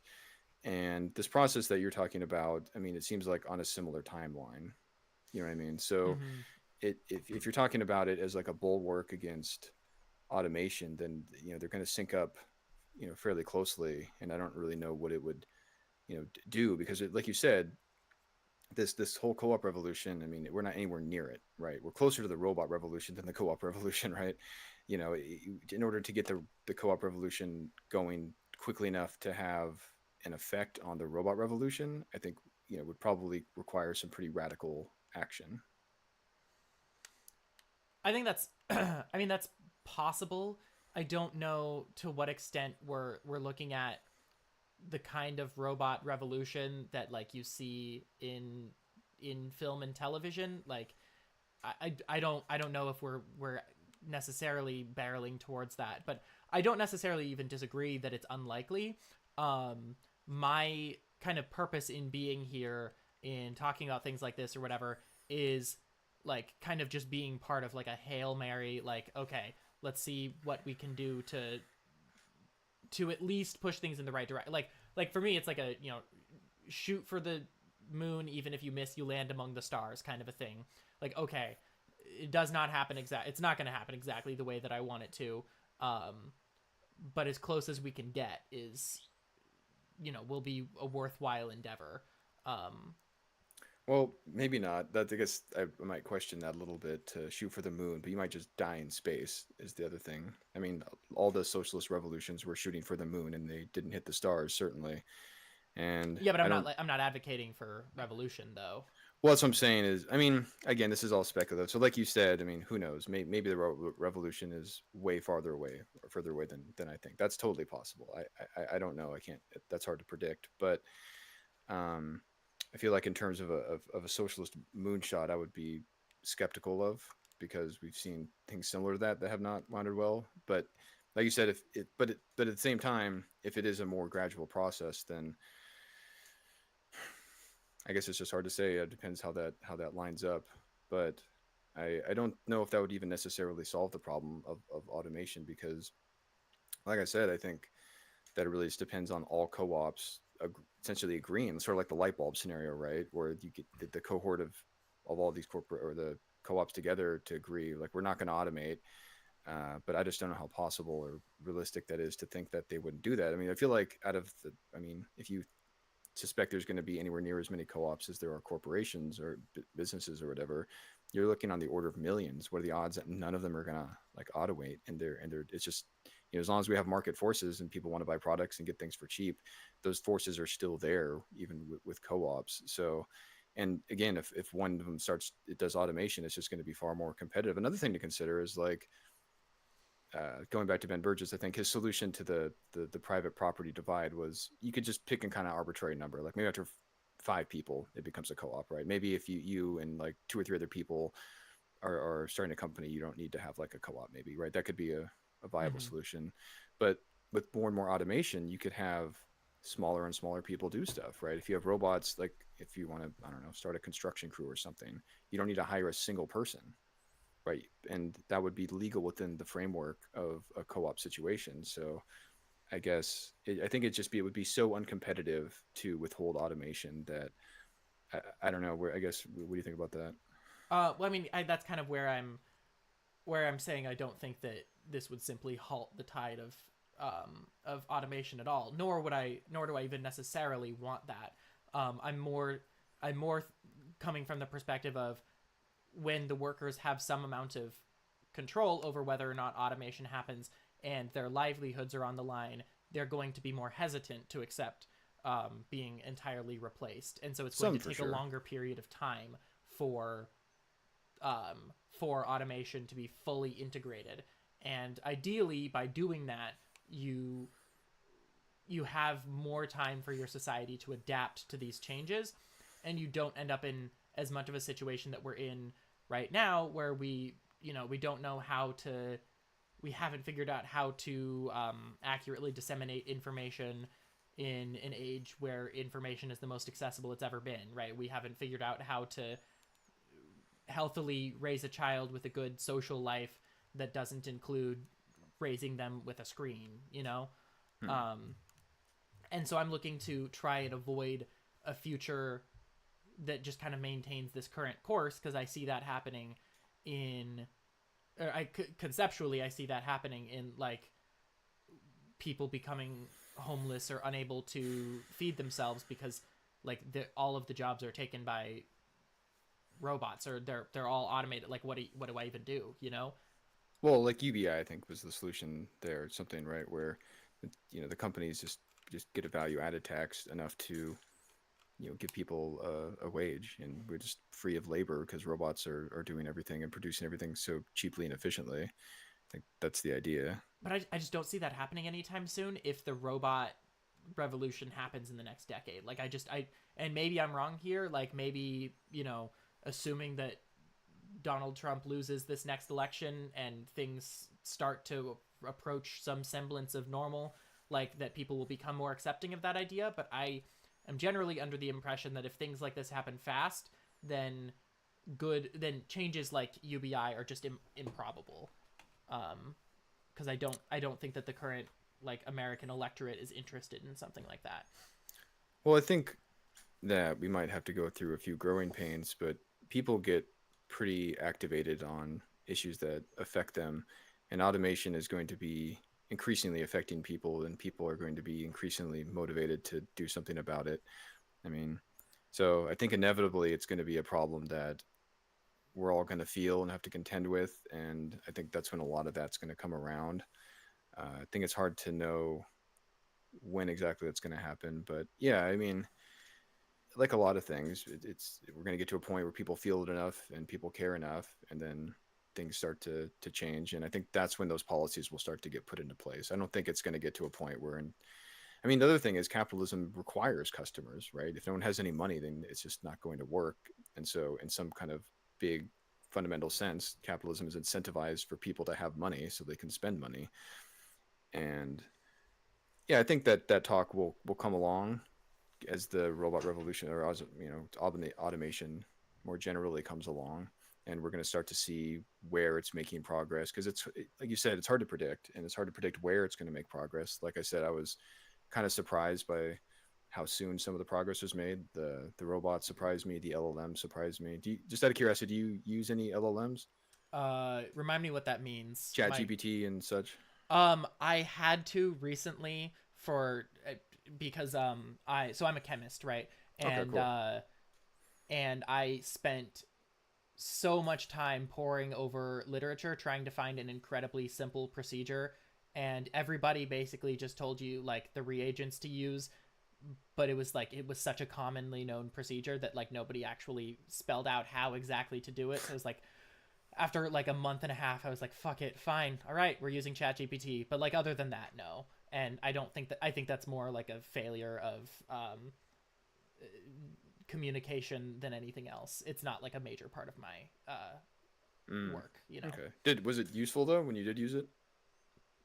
I mean, it kind of remains to be seen a little bit whether or not I'm actually getting the product that I want in acceptable yields, but I think it was, yeah. Okay. Which to be clear, I wouldn't even necessarily be entirely opposed to, as long as like environmental factors are taken care of and it actually credits the, the literature that it's taking from. Because I mean, that procedure that it gave me was like detailed enough that like clearly it just somewhere. came from somewhere that was hard, that wasn't optimized for search engines or something like that. But yeah, I mean, other than that, it's not a major part of my job by any stretch. Okay. I was just curious because I jumped on the train maybe a few months ago, and it's a pretty wild thing. It's something that I'm just curious about. It's something humans have never seen. There's nothing. I mean, the Earth is 4.5 billion years old, and we've never seen anything like this before. I've spent quite a bit of time with it, and it was more impressive than I thought. It surprised me in quite a few ways. I mean, the main thing I was after was just practical stuff, right? Getting information, and that's been a godsend. I mean, there's so many things I just don't have to Google anymore because I can get information so much faster. I liken it to Wikipedia, right, where it's obviously not perfect, but it's for most things it's acceptable enough as sort of a first order approximation. It's incredibly useful for that. There's just lots of random factoids and stuff that it's good for checking myself. Or like, I heard this, like, is this true? And sometimes it's like, no, it's not true. Other times it's like, yeah, that's true. I'm just like, okay. It's just amazing for getting information really fast. But aside from that, the thing that surprised me was how human-like it is, where, like when you're talking to a human or like you and I are talking, we can convey understanding, right? We're exchanging ideas and you say something like, yeah, I get you. It has that sensation, which surprised me, where I get this thing's like, quote unquote, like understanding me. And so I'm kind of become a cheerleader for it. So like all my friends and family and stuff like that. And it's actually been really helpful in terms of debate, because there are certain things I have pretty well structured arguments for, but there's a lot of things where you can kind of get lost in the weeds, and it just requires information and, articles and sources and studies and all that kind of stuff, which, it's hard to do research and hard to do it well, whereas it takes that whole process and simplifies and puts it into about a 90% like accuracy. But just one example, I was talking with one of my family members who's a Trump supporter, and there's been lots of times where, they get their media, like kind of go back to the problem you were saying about the alternative media space and stuff. So, they've gotten they've watched all these videos and like, what about this? And, lots of times I'm just like, well, I haven't researched. It's like, I don't know. So now I'm sort of in the position of just questioning things, right? Well, are you sure about this or that? It's a harder position to kind of, prevent from, but now I'm just like, question this, ask this, look this up. And it was just, so specifically we were debating about the insurrection thing, right? Where, my family member in this case is like a Republican and believes that there was like election fraud and all this kind of stuff. And I like real time, I was able to like check everything, where I was like, well, I thought, weren't there like court cases and stuff? And I asked about it, and like, I was like, yes, and just went into like all the details. Cause one of the things they were talking about was how there were certain cases that they were rejected because they weren't put in time to sort of like delegitimize that process. But, through ChatGPT, after this one question, it sorted it down. It was like, yeah, that did happen, but it was just like a minority of the cases. Most of them were thrown out because the judges, many of them, it was a bipartisan set of judges. It was tons of them across the country. And even some that Trump himself appointed, most of them were thrown out because they didn't have the evidence. And then there's the whole false electric thing. And, my family member was just like, oh, wow. And they were sort of like swayed. And I was able to use that tool like in real time to access information to like sway the debate in my favor. So, I mean, that's just one practical example of where I found it to be useful. But I guess part of it, sorry to derail so much, but kind of getting back to the point, which leads me to believe we're sort of further along, because, I referenced the DLSS thing too, things that, prior to them happening, I would not have predicted, and they basically seem like magic. So my point is, I don't think it's very unplausible to have a pretty serious revolution in terms of automation and robots in the pretty near future, like within 10 to 20. I would be surprised if we didn't see some pretty major things. I mean, honestly, like when it comes down to it, there are benefits that I see to that existing, that I'm not like that you mentioned, like having those kinds of conversations where I legitimately, like in principle, am not opposed to AI as a concept like working. I think that that's really cool. I think that it's one of those things that needs to be very, very heavily regulated, in that I think that, I don't know the exact numbers that it needs to be or whatever, but like that to me reads as something where you need to like sit down and be like, all right, the top 5 sources you pulled from are cited right here, and like no, no choice on that. You need to tell us where you got your information from so that we can actually like properly credit the people responsible, things like that. But I guess I kind of also forgot like where we were at before that, so Sorry, that was like, my oh, bad. that's the thing I remember. No, it's fair enough. I don't know. I mean, I've also, because I just remembered we actually talked about AI before, and it was like it just escaped my memory until you started bringing it up again. In that, people can get like education and stuff from AI, and I was kind of like yes and no. Yes, in the sense that it's beneficial for like asking super specific questions to, and it's nice to be able to look up a question that nobody's ever specifically answered online and get an answer to it. It's also inaccurate in a lot of very surprising ways, and that was something that I quite a while back, because I even like forgot about this a couple of other times that I've like dicked around with ChatGPT on my own time. I did a project for a YouTube video actually on this channel about alcohols, and like talking about and just looking into like how they metabolize and things like that in the body. And it gave like remarkably inaccurate information about an incredibly basic organic acid. Like just, flatly told me that acetic acid is diprotic when it is very much monoprotic. And like, I don't know where you could possibly find a source that says anything else.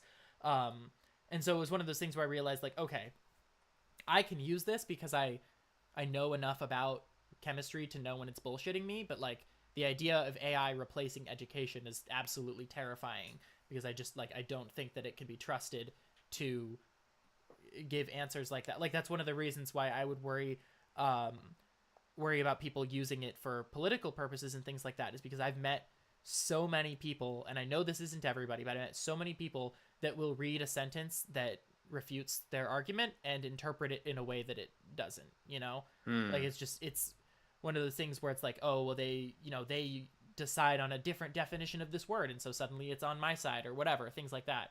And so I just like, I see that and I'm like, it can't be the main source of information. Not fundamentally, no. I think it has a place, and also it will get better over time.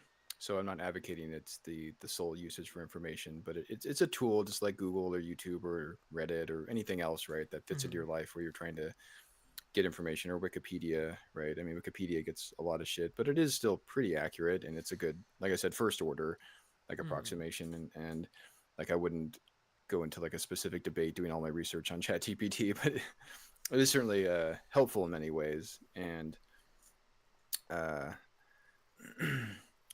I guess I was more just using it as a can't think of the right word, but like an indicator of like where it might be in a fairly short order. Is kind of where I was going fair with enough, that. yeah. No, and I mean, I think that like the example that you gave of how you used it in discussion, I think is potentially like really, really freaking useful. Yeah. Oh, just a side note. Sorry to interrupt, but Yeah. actually, I went to visit my family, and I was kind of introducing it to all my family members, and 3 of them are more like alternative kind of space. Some of them are kind of more out there, and so one thing that sort of surprised me was I was expecting a lot of distrust from something like this, right? They're the type of people that would really distrust this type of thing, but I was amazed at how quickly they sort of won them over, and how even times they were saying like, oh, okay, that was actually more reasonable, or more like less biased than I was expected, or whatever. And so I was actually surprised by how quickly it won people over. As just a bit of a side note, that was a bit of an interesting experiment for people that I would expect to be very distrustful of it, I guess. That is actually pretty interesting. Mm-hmm. For me, it was kind of, I had like the opposite sort of interaction with it, where like my brother came to me one day and he was like, dude, you've got to go to this OpenAI website. And I was like, okay, sure. And then like, he was just having me ask it like whatever dumbass questions that came to mind. And I was like, wow, yeah, this is pretty cool. And then like it started coming out in the news, and I started like looking at it, and I was like, oh, I didn't even think about what that, like, oh yeah, that is kind of a weird thing to have accessible. And then I went back to it, and like I'm not somebody who's like over on mainstream media. Like I have no fucking clue what any particular outlet was saying about it. Yeah, It was me more either. just like it was more just like the fact that it was being talked about, and I was like, oh, that is a bigger deal. Like I was almost thinking of it in the way that like someone came to me with the Akinator or the Akinator, the like it'll Akinator? guess your. It's a website that you think of a fictional character and then it'll just like ask you yes or no questions and it'll guess it within like a ridiculously short amount of time. It's like just a funny like online tool. You think of Harry Potter and it'll be like, is your character a human? Yes. Are they male? Yes. It's like that. Oh, wow. Yeah. And I was thinking of it in those terms and I was like, oh yeah, this is kind of a bigger deal than that. Oh yeah, fun website to screw around on. You'd be surprised how fast it'll get. But That's interesting. I never heard about that. But I definitely that is interesting to see, like expecting people to be kind of distrustful of it. And I guess like that's where you kind of want to have that like healthy level of distrust. I think it's something that we Sure. as a society struggle with a lot right now. I think like to be honest, I think it's seen to a ridiculous degree in the Trump movement where it's just like, who says it, it's either yes or no, like true or false, like that, things become accepted as fact or accepted as false without any sort of like verification. But I think it's also just becoming a broader problem in response to the Trump movement, where, okay, when you see like this ridiculous way of thinking coming from one small, it's not even one political side, just like one collection on a political side, and then people start basically just doing that themselves in response. Okay, well then anything he says is false and anything that XYZ sources say must be true. And I think it's like largely a result of us just not having adjusted to the internet existing well at all. Like what a fantastic invention we've squandered. But I don't know. I feel like we've definitely gotten to a point where we're less disagreeing on things, which is fine. But I'm like, I don't even know what. We could shift topics into I feel we'll have more disagreement if you want. But I mean, I'm definitely not opposed to that. Okay. Just because it's worth doing. I took a look at, and I should probably just go back on right now. I was kind of like just looking through some of your Twitter interactions earlier today because I was trying to like get some sort of an idea of your like perspective on stuff. Because in my experience, liberal can mean a lot of things. And you made that the only thing in your bio, so I was like, I don't know what like god damn it. And I mean, I guess there was definitely some interesting things that I would be interested in asking about. Like one of the things that came up recently was that interaction between Ben Shapiro and I don't know who he is, some trans guy on Jubilee talking about abortion. And he asked if Ben Shapiro benefited from white supremacy, and he seemed to have or take issue with that idea. And I was kind of curious about that. Oh, I think my comment was he was asking if a Jew benefited from white supremacy. I just thought that was kind of funny. Well, I guess I don't know, but I was interested in it because, like, as far as I understand it, like, yeah, I mean, he's Jewish. He's also a white guy. Like, he does benefit from power structures that enforce. I don't know what the best way to phrase it, but I guess white owned or white controlled power structures.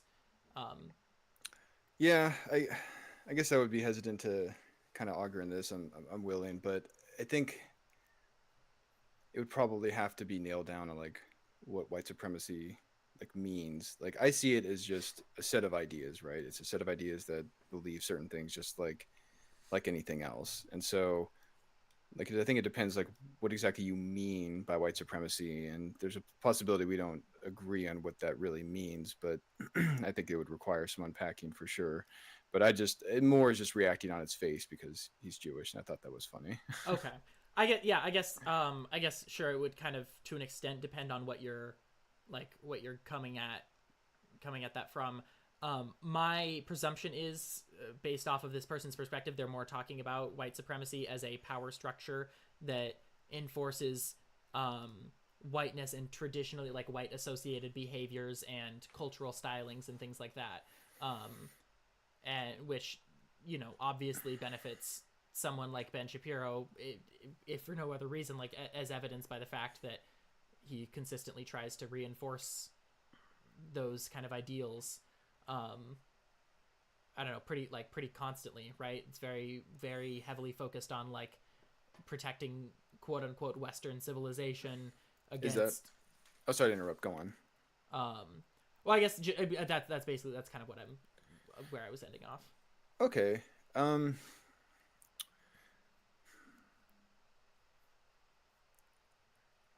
yeah, I guess to really respond to it properly, we'd have to get on the same page about the whole white supremacy thing, and I think that would be a. I'm willing to go down that rabbit hole, but I've noticed the time a little bit. And you said you had a hard cutoff at 4, so I don't know how long. Oh, I don't know if you saw. I actually I don't anymore. It was a Oh, great. Okay. miscommunication. Yeah. Okay. Yeah, I'm good until basically around 7, which is not to say you have to be here until 7, but Sure. um, Okay. Cool. Okay. I just wanted to be aware of that because I don't know quite where this rabbit hole will take us. It's possible we'll get to a point of irreconcilable differences, but I think that it would depend on what is meant by all this, and I think that there's quite a bit of a like unpacking because you use the word like whiteness. I think like all these terms would have to be qualified. Like I view white supremacy pretty simply, I guess, as a set of ideas that believe that all white people are genetically superior, right? And I understand that there's a lot of implications to ideas, but we're in a space where there's a lot of ideas and a lot of implications. There's just a lot going on. So I think it would have to be parsed out what exactly you're attributing to white supremacy, or what is the umbrella for this concept, and like how you make the distinction between that and like whiteness and that kind of stuff. So I'll give that to you. yeah, and so I mean, I would definitely agree with that being a potential definition of white supremacy, and in context, I can see how that would come across kind of silly. But generally speaking, I also think that white supremacy can reasonably be defined as a system that privileges whiteness or ideals that are hegemonically expressed by white people. Things like clothing stylings, things like religious backgrounds, things like cultural practices, things like that, stuff like that, where I hear actually like a good example of this would even be I've heard this from people talking about how mentholated cigarettes are really trashy, when mentholated cigarettes are something that that they weren't even aware of, are very heavily associated with black culture. And so, which is its own, I wasn't aware of that either. it's its own like historical Okay. they used to be used by pretty much everybody, and then over time white people kind of migrated away from them, but they remained used by black communities primarily. But as a result, as soon as that happened, suddenly what mentholated cigarettes were, trashy, low class, whatever. And obviously that's kind of an older example because people don't smoke anymore. The new hip thing is vaping, but Right.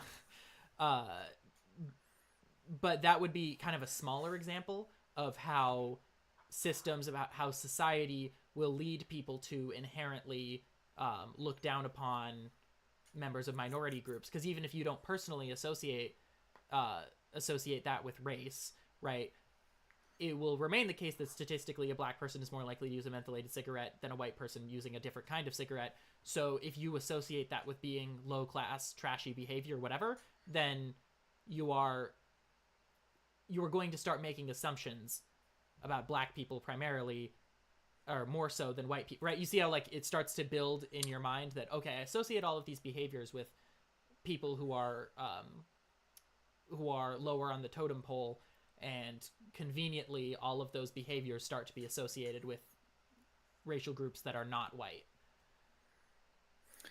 Okay. So where's the white supremacy in there? I guess I kind of missed that thread. Well, I mean, I guess like my point is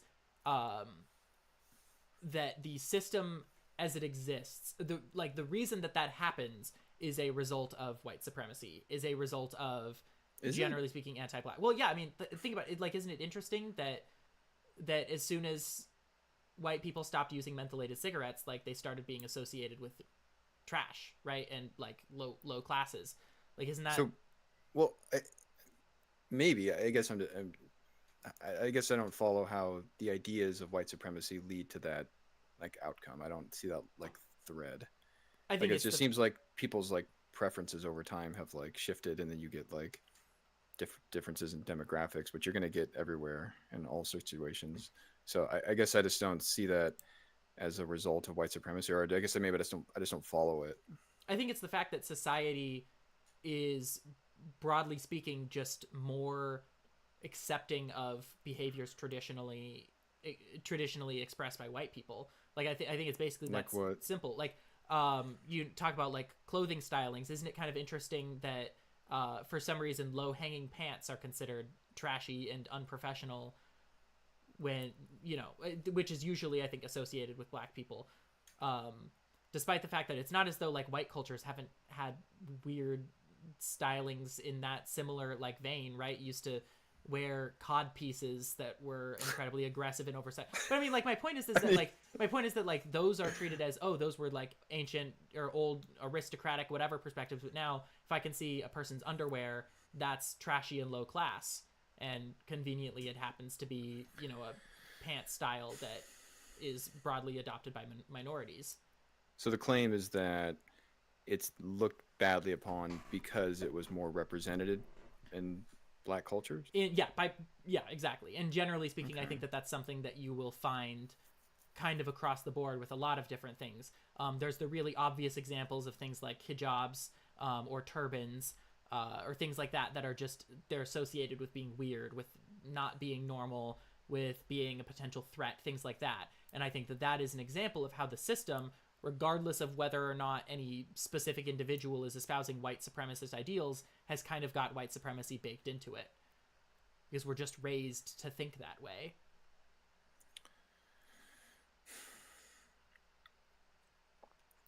I guess one question, I hear the term whiteness thrown around, and the basically what I can get off the context, it seems like that means like culture, like whiteness is culture. Is that fair to say?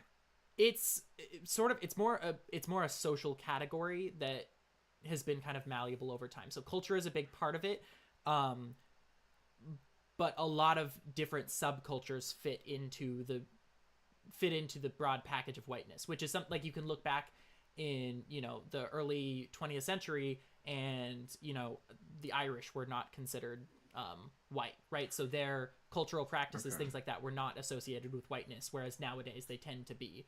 Um, Okay, yeah, I get like the idea of like a white person has shifted over time, and not, like when you how far back do you go before, people would consider white today weren't like considered white. mhm. But I was just trying to get an understanding of what you're kind of meaning by all these terms, because I've listened to a fair amount of uh I guess like that perspective on race. There is a deviation on the perspective of like what racism is, I think. And like I think the idea of like calling like a culture whiteness is like fundamentally racist, or like somebody referring to like a culture or something that's not just literally someone's skin color is like by definition racist, right? If you're saying this is like white culture, that's I think that's just like a racist statement. Or to say like black culture, it's like a racist statement. Like it's fine to have like a culture that has practices and aesthetics and all that kind of stuff. uh, but I think like associating it with skin color is actually fundamentally racist. So I think I oppose that whole project about referring things as whiteness and blackness. I think that perpetuates a racist perspective, because I think that it is racist if you're associating stereotypes to skin color. That's like the basic. I mean, that's like fundamentally what racism means. I don't think that I would say that at all, though, because I don't think that the point is ascribing any sort of prescriptive uh, It kind of is, right? I knowledge mean, about. you're Well, no, because I'm not making the assertion that white people are inherently one way or the other. I'm more making the assertion that whatever in this current society, whatever is generally accepted by the white population is what is generally accepted as culturally appropriate. And that's not because white culture is one specific thing, um, that can't change. It's a matter of, okay, whatever gets adopted by white people is what becomes acceptable, is what becomes normal. I mean, white people are the majority, so I mean, I guess that just like a natural ebb and flow. I mean, I guess that's one of the reasons I identify as a liberal, because I think the individual is the a strong foundation to form ethics in society and politics, and we're all just individuals, and we all have our own. predilections about styles and things like that. And just because there are differences, between groups. I mean, you have to understand, like, you're consciously selecting these groups, right? You're saying there's white people, there's black people, and look at all these differences. Or from a liberal perspective, it's just individuals, right? And if there are differences in various groups, then like so be it, right? That's just that is a natural outcome. And there's probably you're going to find racial differences in literally every area. There's not a thing you can't that you can pick that won't have some kind of like racial differences. I mean, product purchases. I mean, literally anything. There's nothing you won't find racial. I mean, even between subgroups of white people, right? You look at what was it like French Americans and Russian Americans or something like that. I can't remember which one, but two groups of white people that have a wage gap that exceeds the gap between men and women, right? And so if you go looking for differences, you're absolutely going to find them. It just depends on what your preconception of how you're cutting people up, primarily. So I think that's one disagreement I have with this I guess new version of anti-racism. Well, I find it to actually be racist because of the emphasis it puts on race and the electing to cut people into racial categories and then finding differences and constructing a narrative. And I think we start to get away from what racism actually means. And I don't think that there's necessarily inherently a problem with multiple definitions, but there is when they start to conflict with each other. And I think that's what's happening. And I think, I mean, if they start to conflict with each other in your conversation, for sure. No, in practice, right, where you start to say, well, now we need to have laws that have race written into them to sort of balance things out, right? Which has happened. I can give several examples, but sure, I get that is a product of this perspective for sure. And I'm definitely happy to look at some of those examples because I'm curious about it, but I don't necessarily, I don't think that that's the approach to take, because whether we like it or not, your race does have an effect on your life and on your experiences in the world. It's not ideal. It's not how I would prefer things to be. Race is not a biologically real fact of nature, whatever, but it is undeniably the case. I mean, like you basically have to make that argument. Or I guess, like, look at poverty, right? Statistically speaking, if you're black, you're more likely to be poor. You've got basically two options that you can take from that. Either there's something related to race that is socially determining that to be the case, or you think that this racial population is intrinsically predisposed to be poor, which is obviously not the case, meaning that it's society that's leading to that happening. Okay, so again, we'll go back to the other example where there's different groups of white people that have all kinds of disparities. What are we to infer from that? I mean, it's the same thing, that your experiences, that your cultural background, that your racial background, that your the support systems in place for you, all of these different things lead to disparities. Well, right, but I mean, why aren't we making a big deal about the subgroups of white people that have large disparities? I'm not even necessarily saying that we shouldn't. I mean, like, it's perfectly worthwhile to make that point. It's more the fact that even in those situations, it's not as big as the broader black-white gap. I've never seen a disparity within white people in the United States that's anything like that. And kind of like more to the point, it's got less of a cultural hold than a lot of the other ones. You have a lot less, like, you are much less likely to run into a person who has strong opinions about Russian Americans or French Americans than you are to run into a person who has a strong opinion about Haitian Americans or South African immigrants or, Nigerian immigrant, whatever, right? Like, you're more likely to find active social forces against one than the other. Actually, it's an interesting point. I don't know if you were quite making this point, but it definitely resonated. It kind of goes the other way, where I was talking about subgroups of white people having large disparities, but there's also subgroups of black people that have large disparities. I mean, I think some of the highest, income groups are not white people, as a matter of fact, right? Well, I mean, Asian Americans, I think, are generally speaking the highest income racial category. But that's also, I think Nigerians are up there too, or East Indians. I mean, there are groups that are, black or at least indistinguishable from black that are among the top earners. But So in there's basically all of those cases, as far as I understand it, that's a result of the like selection pressures. That's immigration, right? Like, okay, sure. yeah, if you have the money to immigrate and get a successful career, then like, yeah, okay, no shit. Like, of course you're gonna be, on average, higher income. Yeah, and so my point was we create a little separation between how people are treated now versus historical treatment, and like obviously a lot of those groups aren't really being held back by their skin color because they're out earning white people, right? And so I think that shifts a little bit of the conversation to okay, well maybe uh, I mean, I'm not obviously there's still racism and it goes more one way than the other, but I don't believe in a sense of like cosmic justice where I'm saying like how do we get all racism to be like equal? I think it's just intractable, right? I mean, some of these problems are just impossible to solve, and so uh, I don't think that trying to come up with solutions for impossible problems is helpful, especially when we deviate into things that violate liberalism. But I think then it comes in the question of well, how much of it is to history, and I think the problem there is it's just so messy and impossible to determine.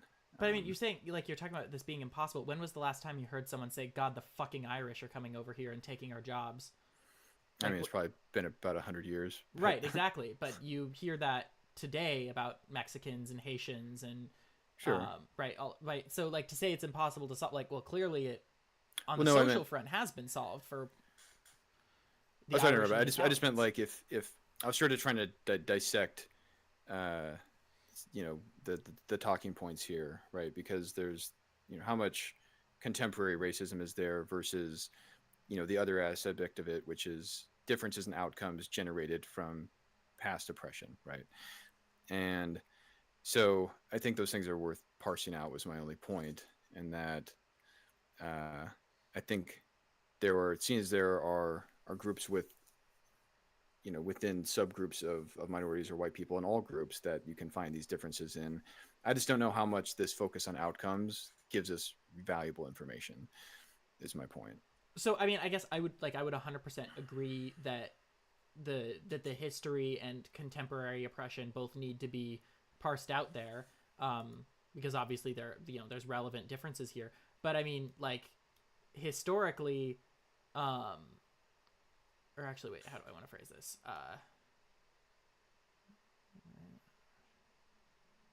Fuck, there's the train of thought. Um, uh, regardless, okay, I guess I'll go this direction. Um, you would agree that there are no meaningful genetic differences between races, right? Like there's not. I don't think so. I don't. Right. Basically, I've looked into it to some degree, and the amount of differences in outcome is is not solved. Right? There's the whole nature. I don't think that's necessarily the right way of putting it. Like I forget who it was that posed it in pretty stark terms. Right? It's either oppression or genetics. I don't agree with that dichotomy. And there's lots of other things you can point at where it breaks down. But uh, what was your question again? Can you Well, repeat so that? okay, so yeah, so I was asking you about that. I'm kind of going that direction, but um, what I kind of want to start with then is okay, in a hypothetically like completely liberal society that's entirely colorblind, statistically, black people and white people, like the categories we consider today, should be essentially equal earners, right? Because there's no different. Why? Right? Because Like I mean why? they're all just people, like they're all equally as capable of every single success or failure, so across a broad statistical distribution there shouldn't be any noticeable difference, right? Well, why are there differences between different types of white people then? Right. I mean a variety of different like backgrounds and Well, culturally, right, but I mean like those there's explanations can be applied anywhere then, right? yeah, Like if no you're no if they can be. okay, well, I was just saying like if you see differences between outcomes of white people, are you going to put it in such stark terms like, well, what's the genetic differences between these groups of white people, and what's the oppression differences, right? And the you'd come up sort of empty-handed, but yet the differences remain, and so you have to seek other explanations. But when it comes to let's say if you cut it a little differently, instead of saying different groups of white people, you cut between white people and black people. Now these differences are very interesting to people. Now we have to find them, and it seems like, all the other explanations that one person would give for the differences between subgroups of white people now sort of evaporate when you're talking about differences between white and black. Now it has to do with either oppression or genetics. You know what I'm saying? But I don't even think that's true. I think in the case of different subgroups of white people, I wouldn't say it's oppression or genetics. I would say it's environment or genetics.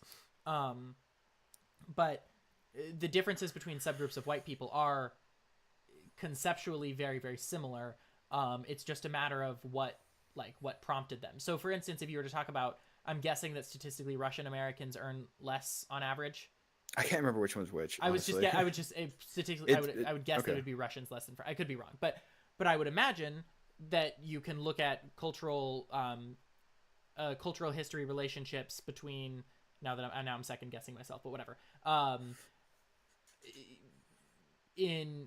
In Russia or in the USSR historically, cultural perspectives and things that were adopted by people that led to behaviors that now that they have immigrated to the United States tend to carry over and lead to different outcomes, right? Like that's totally a thing. In the same way that I would say, looking at Nigerian Americans or Chinese Americans or whatever, like their cultural experience is one of the things that's going to affect their outcomes and their experiences and whatnot. And when you look at a lot of born in the United States Black Americans, a lot of that cultural background, a lot of that history is a result of oppression. Hence why it's treated as such a big deal. Because it's like, okay, I can't go over to France or Russia and make societal alterations or whatever that'll change people's perspectives all that much. That's something that kind of has to just be assimilated over time. But I can go and say, black neighborhoods are statistically much hotter in the summer because we never planted trees there because they weren't considered valuable properties. We can do something about that. That's, So, yeah. But the point I'm trying to get to is, at the end of the day, we're telling a story that we're not sure how valid it is because it's impossible to really rule out. So, like, one of them is the narrative about generational wealth, right? But there's an interesting statistic I learned that after 3 generations, 90% of generational wealth disappears, which is a surprising statistic, but it's true. Also, another surprising statistic is that 10% of people at some point in their life will wind up in the 1%. And so some of these things are actually pretty surprising, which just indicates that we don't really know what the hell is going on. And so I push back against ideas and policies that I think are actually unethical, because I don't think this story actually justifies that. And that really is my only problem, where the story that's conjured regarding these stark differences will then lead to justification that violate liberal principles. That gave me something that I kind of want to bring up now, because that would be kind of helpful. I know what I need to be looking up. Are you able to see my Google screen, or do I need to share that with you? I think you need to share it. Yeah, I can only see you. Cool. I will do that. So and my exact knowledge on this is going to be a little bit rusty because it's been a while, but spent some time. No, that's not the way that I share this. It's under your window. Let's see here. Can I not? Please tell me I can't. Oh, yes, I can. There it is. I see it. Okay, perfect. So I'm going to pull up. I just had that on the background because I am not funny. So I'd have to take some time to look into specific, or to pull up specific econophysics papers. But broadly, there's a mathematical principle in physics called the Boltzmann distribution, which basically just is a distribution, and I believe it can be other variables, but I could be wrong, that basically just shows you the probability of a particle being found in any given particular state. In this case, actually, just as a side fact, I did major in physics, actually. So. Oh, did you? Oh, never mind. Okay, my apologies then. Although I am very rusty, so this is a nice little recap. So please continue. I thought it was interesting that you brought the Boltzmann distribution. Yeah, well, the reason that I bring that up is because there's a field of research called econophysics that basically serves, and there's sociophysics, right? That serves to find those same sorts of relationships in society. And I'd have to spend some time looking for the specific papers and stuff that I've looked at, because it's, because I don't know a crazy amount about the field, I don't trust every paper I find on it. Sure. But broadly, the point that I'm getting at is that this relationship can be found in human societies fairly easily. And as a result of that, it suddenly, like, it puts into perspective that those fluctuations, those ideas like, okay, 10% of people will eventually at some point find themselves in the top 1% or whatever, make a lot of sense from the perspective of, okay, yeah, this is a statistical distribution of a bunch of particles, right? Obviously it's an approximation, but a bunch of particles interacting with each other and going off and doing things based off of changes imparted by those interactions. Sure. And so when we talk about, that's why I say earlier that hypothetically, like some perfect liberal society, there shouldn't be any sort of racial disparity, because everybody is equally capable of taking the exact same thing from every population, not every person, but you should end up with a distribution that looks something like that consistently for everybody, right? And so the fact that that doesn't exist is an example, or is evidence of the fact that we have not achieved racial equality. And the reasons behind those differences matter. That's why, like, it's one of the reasons why I worry a little bit less about, immigrants from majority white countries having differences, because I think those are probably more a result of where they immigrated from than where they are now. And if I'm wrong on that, then I would change my position. But as it stands, generally speaking, the reason that Black Americans are their curve looks different is, further back than ours, as white people. I'm assuming you're white. I don't know your background. White enough. Yeah. I'm socially identified as white, or however you say it. White passing. You know what I mean? Yeah. Sure. But I mean, like, the reason that curve is pushed back is a result of factors caused by the United States. In particular, the United States government is the thing that I'm most concerned about. Well, I mean, it's certainly a possibility, but the fact of the matter is we actually just don't know. Like, as a liberal, I put a lot of emphasis on self-determination, and like we're not particles, right? We're people who make decisions, and our decisions we make as individuals have consequences. And so I get what you're saying, but I guess not to repeat myself, but frankly, we're not particles. We make decisions, and you're going to see those kind of distributions in many areas that you would just pass off as innocuous, or like you said, you relegate it to, okay, well, they're from this. But I mean, again, that's not proven. That's a rationalization. And the other side of it is, when you talk about equality, I mean, equality I define as equal treatment, and in a liberal context, it's equal treatment under the law, and in a social context, it would be essentially the colorblind philosophy, right? And so I'm not saying that. I'm sure that unfairness is in there somewhere. It seems undeniable, but I think it's practically impossible to parse that out. And my main concern is what we do about it, and how we're defining these idea of fairness. And the two problems I have are, A, policies that are just straight up racist, because there's some effort to bring we'll call it equity, right? Equality of outcome. And the other thing is just this push away from colorblindness that I think is problematic, because, we're in a space where we have legal equality, right? It's not to say everyone is treated fairly in actuality, but we are supposed to treat each other fairly under the law. That means that any fairness that is happening is done by individuals that have certain ideas about people. And I think the best way to solve that is through the colorblind philosophy. I mean, okay, wait. You say we have legal equality. Would you say that we had legal equality in, like, the Jim Crow era? No, obviously not. I guess, like, the reason that I'm asking that is because a very, very large number of those laws were not racially based. Like, they didn't explicitly use race in the in the text, like, of the law, right? It was whatever. Just in enforcement, right? Mm-hmm. So I guess, like, what's the categorical difference between now and then that makes now legally equal and then not? Well, so the way I define racism is just racial prejudice, right? You have these terms like racist and sexist, and they're similar in the sense that they essentialize individuals, right? That's the problem with it fundamentally, right? The problem with racism is that from a moral perspective, it's not fair. None of us feel that it's fair. Nobody wants to be treated worse because of their skin color, not even white supremacists. In fact, if you listen to white supremacists, they complain that they are being treated unfairly because of their skin color, kind of ironically. So no one really likes that. It's just kind of a golden rule type thing, right? We don't like to be treated unfairly because of so that's the moral problem. But statistically also, it's just not a good metric for preempting somebody's character, right?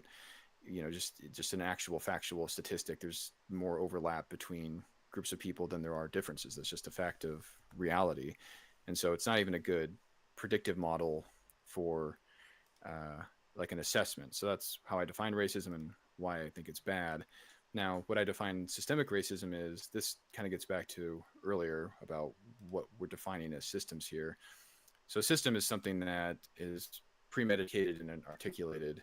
And so Jim Crow would be systemic racism because, or at least the instances where it again, it comes down to the concept of essentialization. Are you putting this essential category into the system?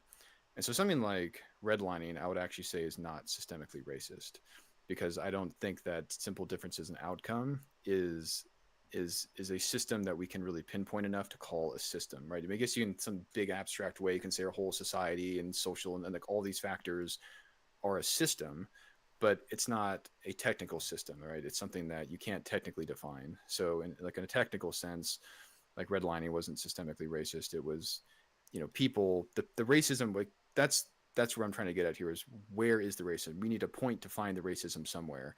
And something like Jim Crow, where it says black people can't go in this bathroom or drink here, is systemically racist. But somebody just saying, "Hey, I'm not going to hire you because you're black," is that's the racist. It's in that person's heart. So right? then, would you say that the policies like, you can't ride a horse after sundown, is not systemically racist, even though, like, we all know what that meant? Correct. It's not systemically racist. No. So, go on. So I guess, like, I'm trying to understand then. So even though a group of lawmakers got together and were like, okay, we need to fuck over black people, but we can't, like, we're not allowed to say that that's what we want to do, so we're going to make this law and then only enforce it for black people, that's not systemic racism. No. That's because the racism isn't in the law itself, it's in the people.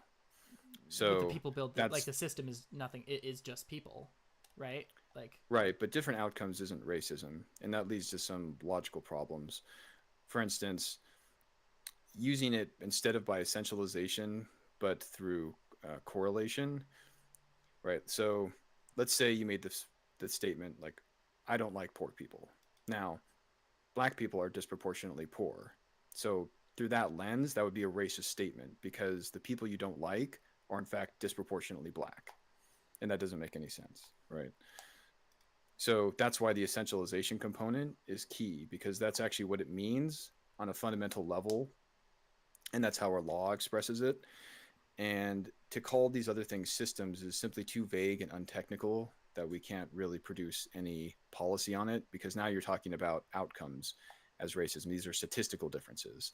And again, that violates what the actual meaning of the word is. And so anything that doesn't have race in it is not actually a racist law. The people behind it are racist. And this isn't to say that we can't amend or, look at these laws, but I don't think they can be adjudicated merely on outcomes. They have to be adjudicated if it makes sense. So I'll give you one example. I forget the name of it, but I think it was, I forget exactly what era around the time abolition, where it was something like you couldn't vote if your grandpa didn't vote or something like that, which was like obviously targeted towards black people, right? Because all their relatives were slaves, right, and had no right to vote, right?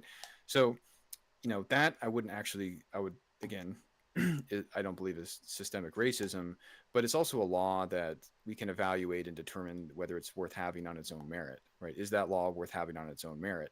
You don't have to evaluate it on a racial lens at all. You can look at that and like, well, that's dumb, let's get rid of it. And they've done stuff like that, right? So you might be familiar with the North Carolina case and the gerrymandering. Are you familiar with that? Where you might hear, I'll give you a quote, which might ring a bell. It was called Surgical Precision. I thought that was with respect to voter ID, but it was, yeah. Yes. I can't remember I think it was, It, voter ID, early voting, and so it was struck down by the courts, uh, and one of the reasoning was that it wasn't a justifiable law, right? There wasn't enough evidence to suggest that early voting and I think mail-in or whatever that was that black people disproportionately used wasn't like valid in the first place. And there was some other stuff rolled in there too. They did evaluate it on a racist lens too, but again, that would be the people themselves. The racism is found within the people, not within the law. Like I wouldn't call that a racist law. I would just call it a stupid law, right? And that gets into a bigger conversation about like editing our legal system into something that's less stupid. So I think any law that you want to get rid of is racist would probably fail on other dimensions because there are certain laws that produce outcomes that we actually want to have, right? So I don't know if you want to chime in there with stuff I said. And I give that example if I you're. mean, I guess I really don't understand the purpose of this of like flattening it in this way because it feels to me like this is a this is a system, right? We're talking about say we're talking about like voter ID laws. It is designed by racists with the purpose of discriminating against a race of people, and then it demonstrably does do that, and I don't understand where, like, I don't understand what the point is of defining the word in such a way to get like to just kind of wrap around that situation. Like, okay, it looks like a duck, it quacks like a duck, but it's not a duck because it doesn't have a duck name tag. Like, that's what I'm like, I don't understand what the like why would we even go down that route. Because um of. Oh, sorry, go on. well, no, I guess I really I want to understand. I don't.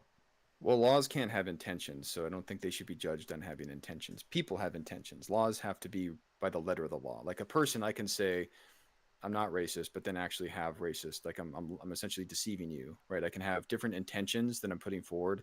That's not the case with law. Laws are just letters, and so the intention is the person. But again, I think that we shouldn't look at laws in terms of intention because like there was so that North Carolina case was struck down. I think it was the 14th Amendment, the Equal Protections Act. I think Probably. it wasn't initially like that is a bit of a more I guess conservative perspective on like how laws interpreted, which I think is happens to be better in this case, which is that laws can't fundamentally have ulterior motives or other intentions and things like that. They're just written as they are, and so I get what you're saying, and yeah, I'll acknowledge it is a technicality here, but it's a technicality for a very important reason that we keep bounded in a space that's appropriate and not spiral out into spaces that violate liberal principles. And so there have been cases that have interpreted the 14th or the at least the Equal Protections Act under with intention, but I actually disagree with those. I think that we should leave intention out of the law because it makes it too loose, and laws don't actually have intentions. Then again, this gets back to my other point about, I mean, racism is really instantiated into laws and people, right? And so I think that we solved the legal issue through liberalism and the Civil Rights Act of 1964 and other policies. And I think that we solve the people through the colorblind philosophy. And I think that we were coming along as the colorblind philosophy is pretty well represented. I've never been in a circle that wasn't like colorblind, essentially, or at least felt that was the ethical thing to do. And so, if you're talking about racism in terms of these differences in outcomes, I think it pitches us into too many complex, impossible problems. Now we're having to adjudicate laws based off intention, which is an incredibly hard task. And now we're looking at things in terms of outcomes, which is loose and not very well, uh, def- they're hard to assess to say where these different why the different outcomes are. They're somewhere between hard and impossible, and in the process we're losing sight of what the definition of racism actually is and why it's bad, and even our liberal order itself. And so I do take that hard line. I understand what you're saying, but there are reasons we do take technical lines on things. It's to create consistent, precise boundaries that we don't spiral out from. So okay, I guess I kind of want to get to the bottom of this a little bit more. Then, can actions be racist? Like, can a person's actions be, even because you said like someone can have intentions that are racist without explicitly stating them?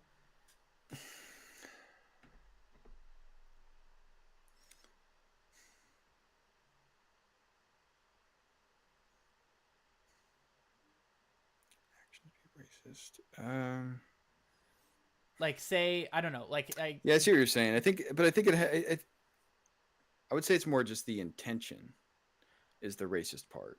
Because I mean, in theory, you can have the same action with different intentions, and so I think it's the just the component of the intention that's racist. Like for instance, like take systemic racism, take something like Jim Crow. It's actually an interesting example. And Martin Luther King in his book, he talked about when he was a kid, he went to the shoe store with his dad, and they sat down. The clerk came up to him and said, "Hey, I hate to bother you, but you're not allowed to be in this section. If you go over there, then I'd be happy to help you."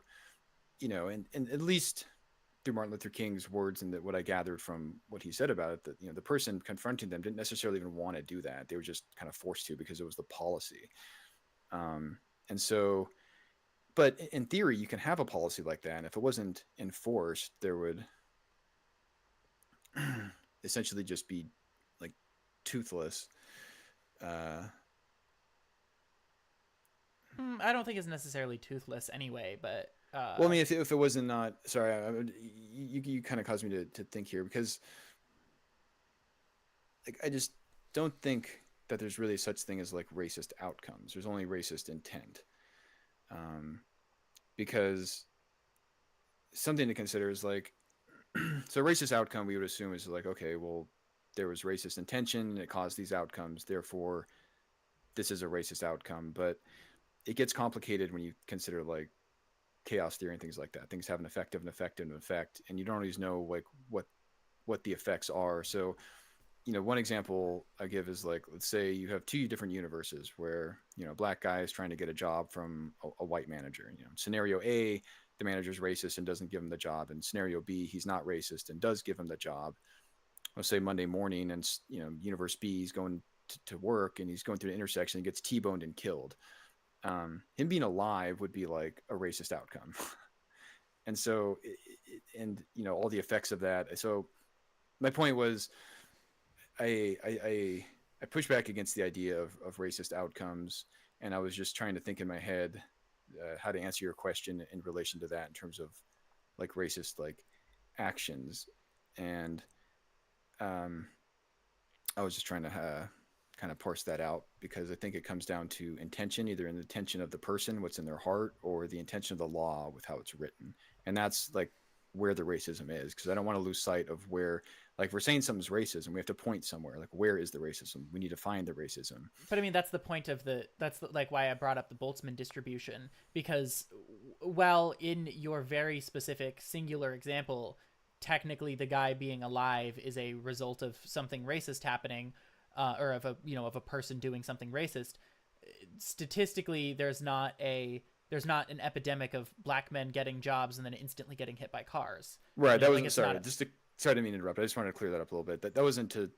I was just more trying to suggest how this can further muddy the waters when we're talking about these concepts. If you're talking about a set of racist outcomes, that was just sort of an example of how these things can mean a lot of different things and have all kinds of implications to the point where it's not even that useful of a concept, I think. But I guess And like the point I'm getting at is that you're talking about chaos theory and stuff like that, and that only works on the very, like, worrying about chaos theory really only works on a larger scale, in that like on a smaller scale individual small actions have a very significant impact, but on the larger scale we can look at and say, okay, because like I'm taking your analogy seriously in that yes, it's possible that could happen, but it's not a statistical or a consistent outcome.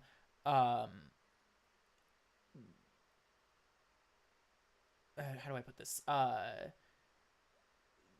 You still end up having racist outcomes as a result of policies that you can actually measure them statistically, and you don't have to worry about these specific out there like hypothetical things that could happen because the math is right there in front of you. So that's why I'm like, I don't.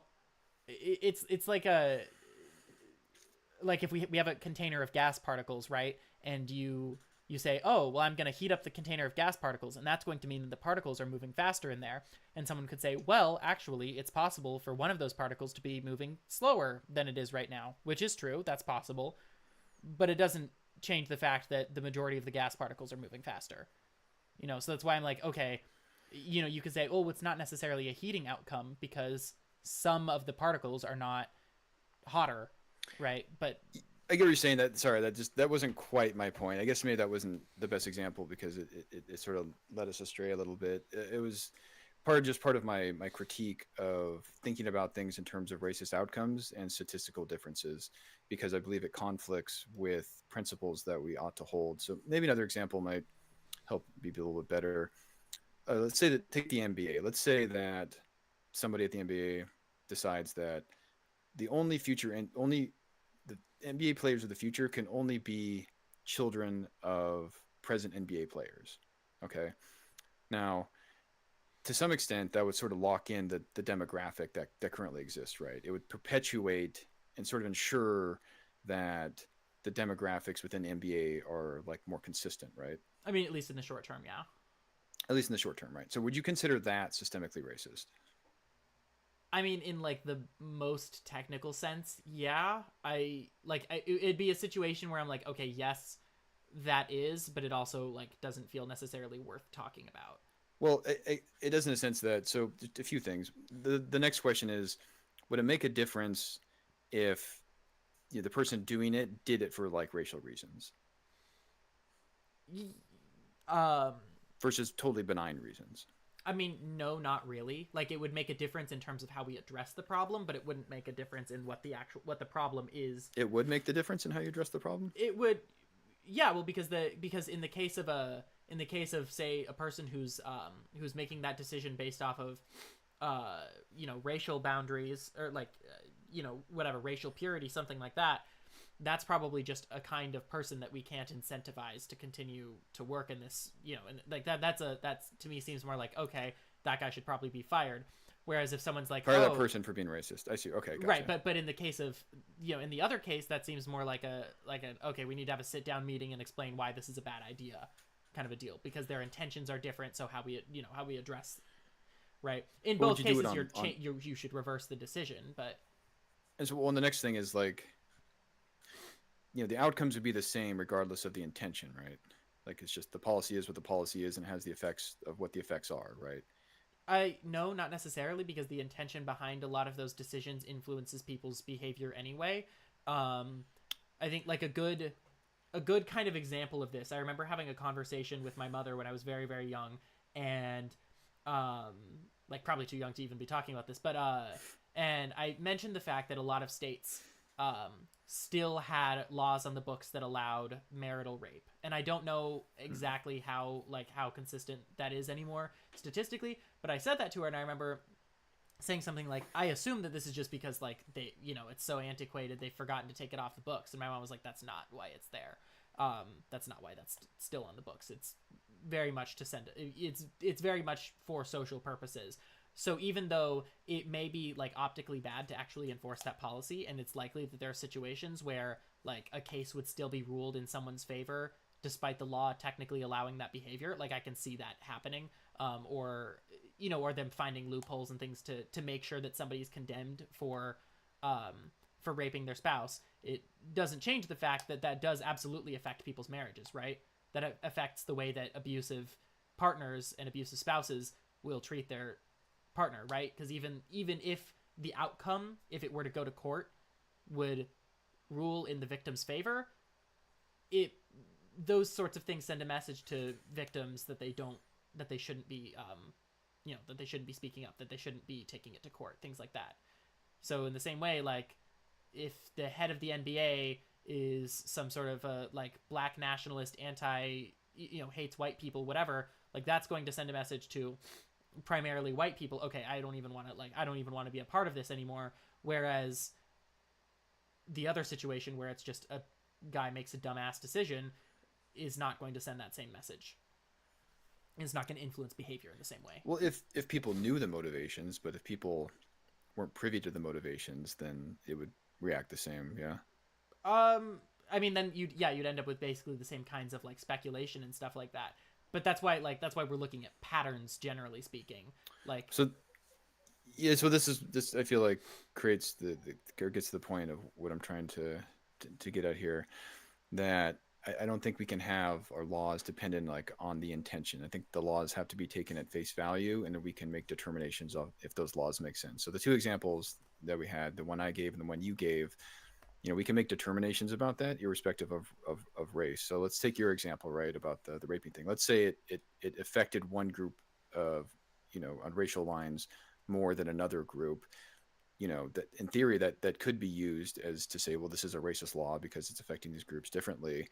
But on the other end, you can attack the law on other merits as you did, right? It doesn't need to be doesn't need to be brought into it at all.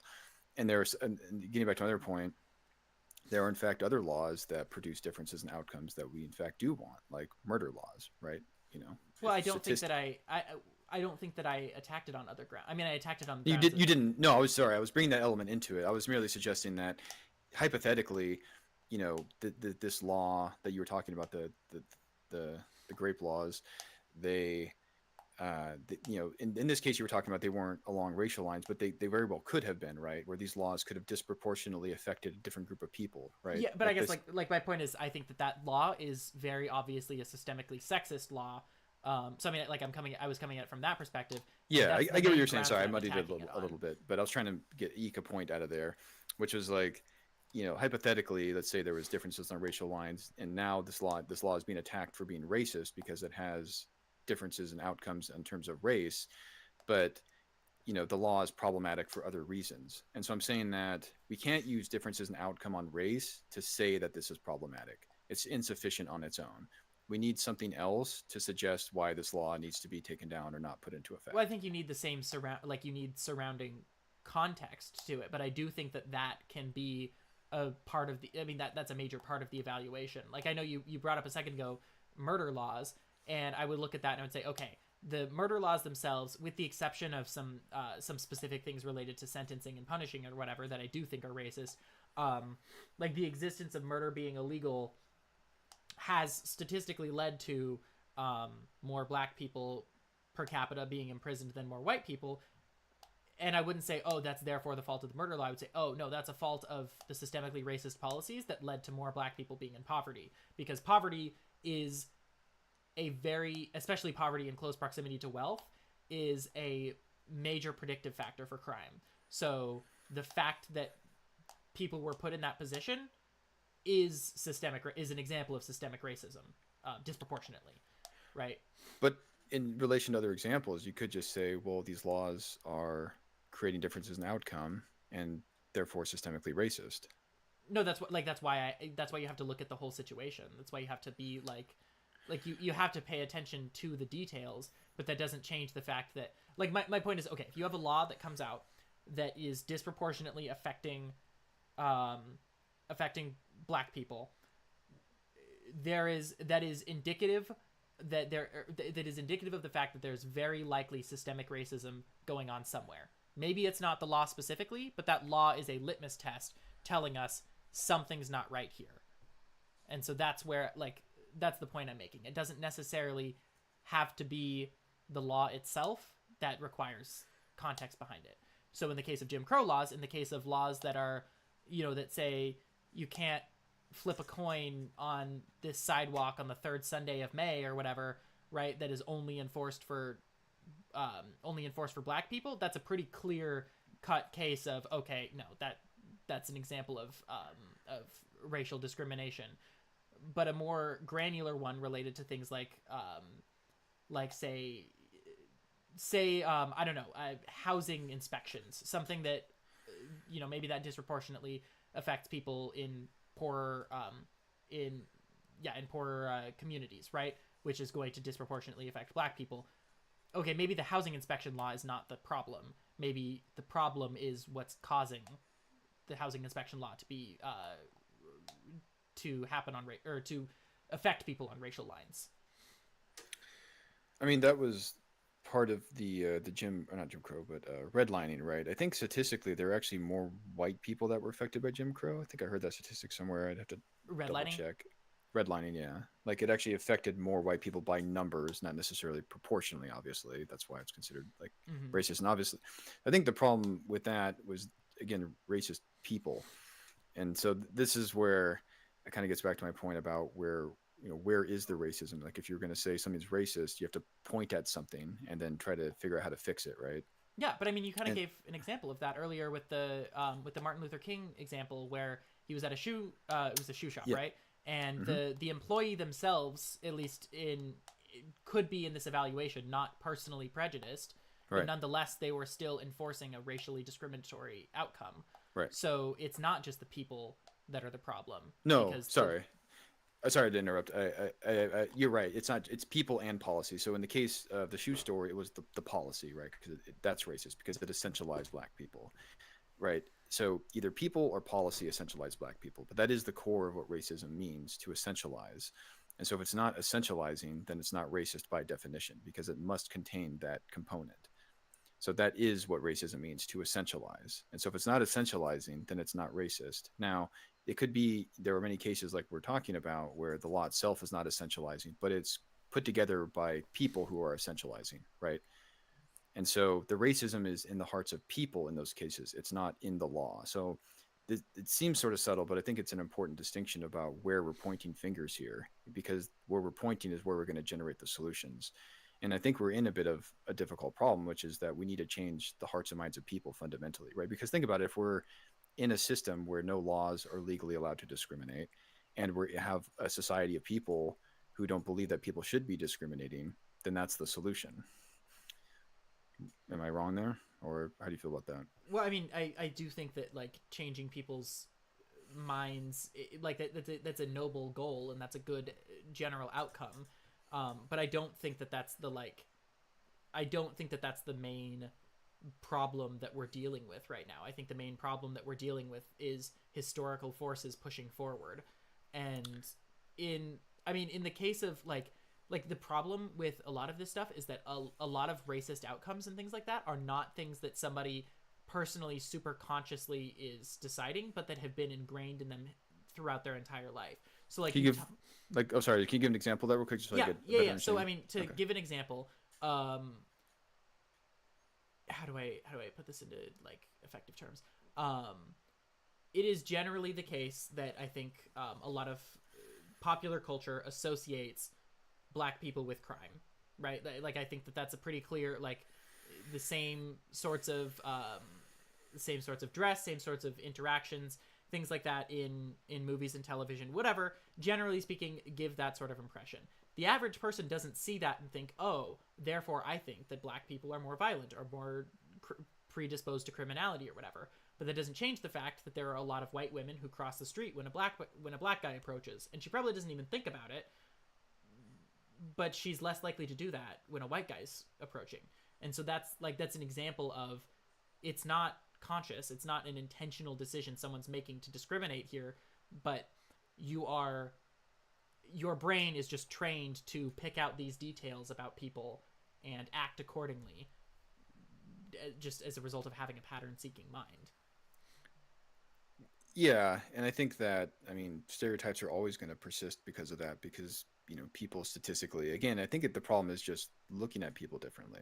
I think that a lot of these patterns and stuff, I mean, except for people that experience them, are the patterns, they're always going to be there, right? If you decide to cut people into different groups and then notice things, you're going to notice differences, and there's no way to really make that go away. And so I don't think that we actually have the control on that granular level. I think we can only do the best we can do, which is get rid of racist laws and put forward a philosophy that's going to affect people's hearts and minds. And I don't think that pushing a philosophy that exacerbates the differences between people and causes people to think differently about each other is the solution. And in fact, I think it's detrimental. I think that, I mean, I think we're fighting kids are born colorblind. I mean, this is something Frederick Douglass talked about. You know, when he went into the city and was interacting with kids, he's like, "Oh, kids are, you know, racist is something that you need to be socialized into. We're not really born racist.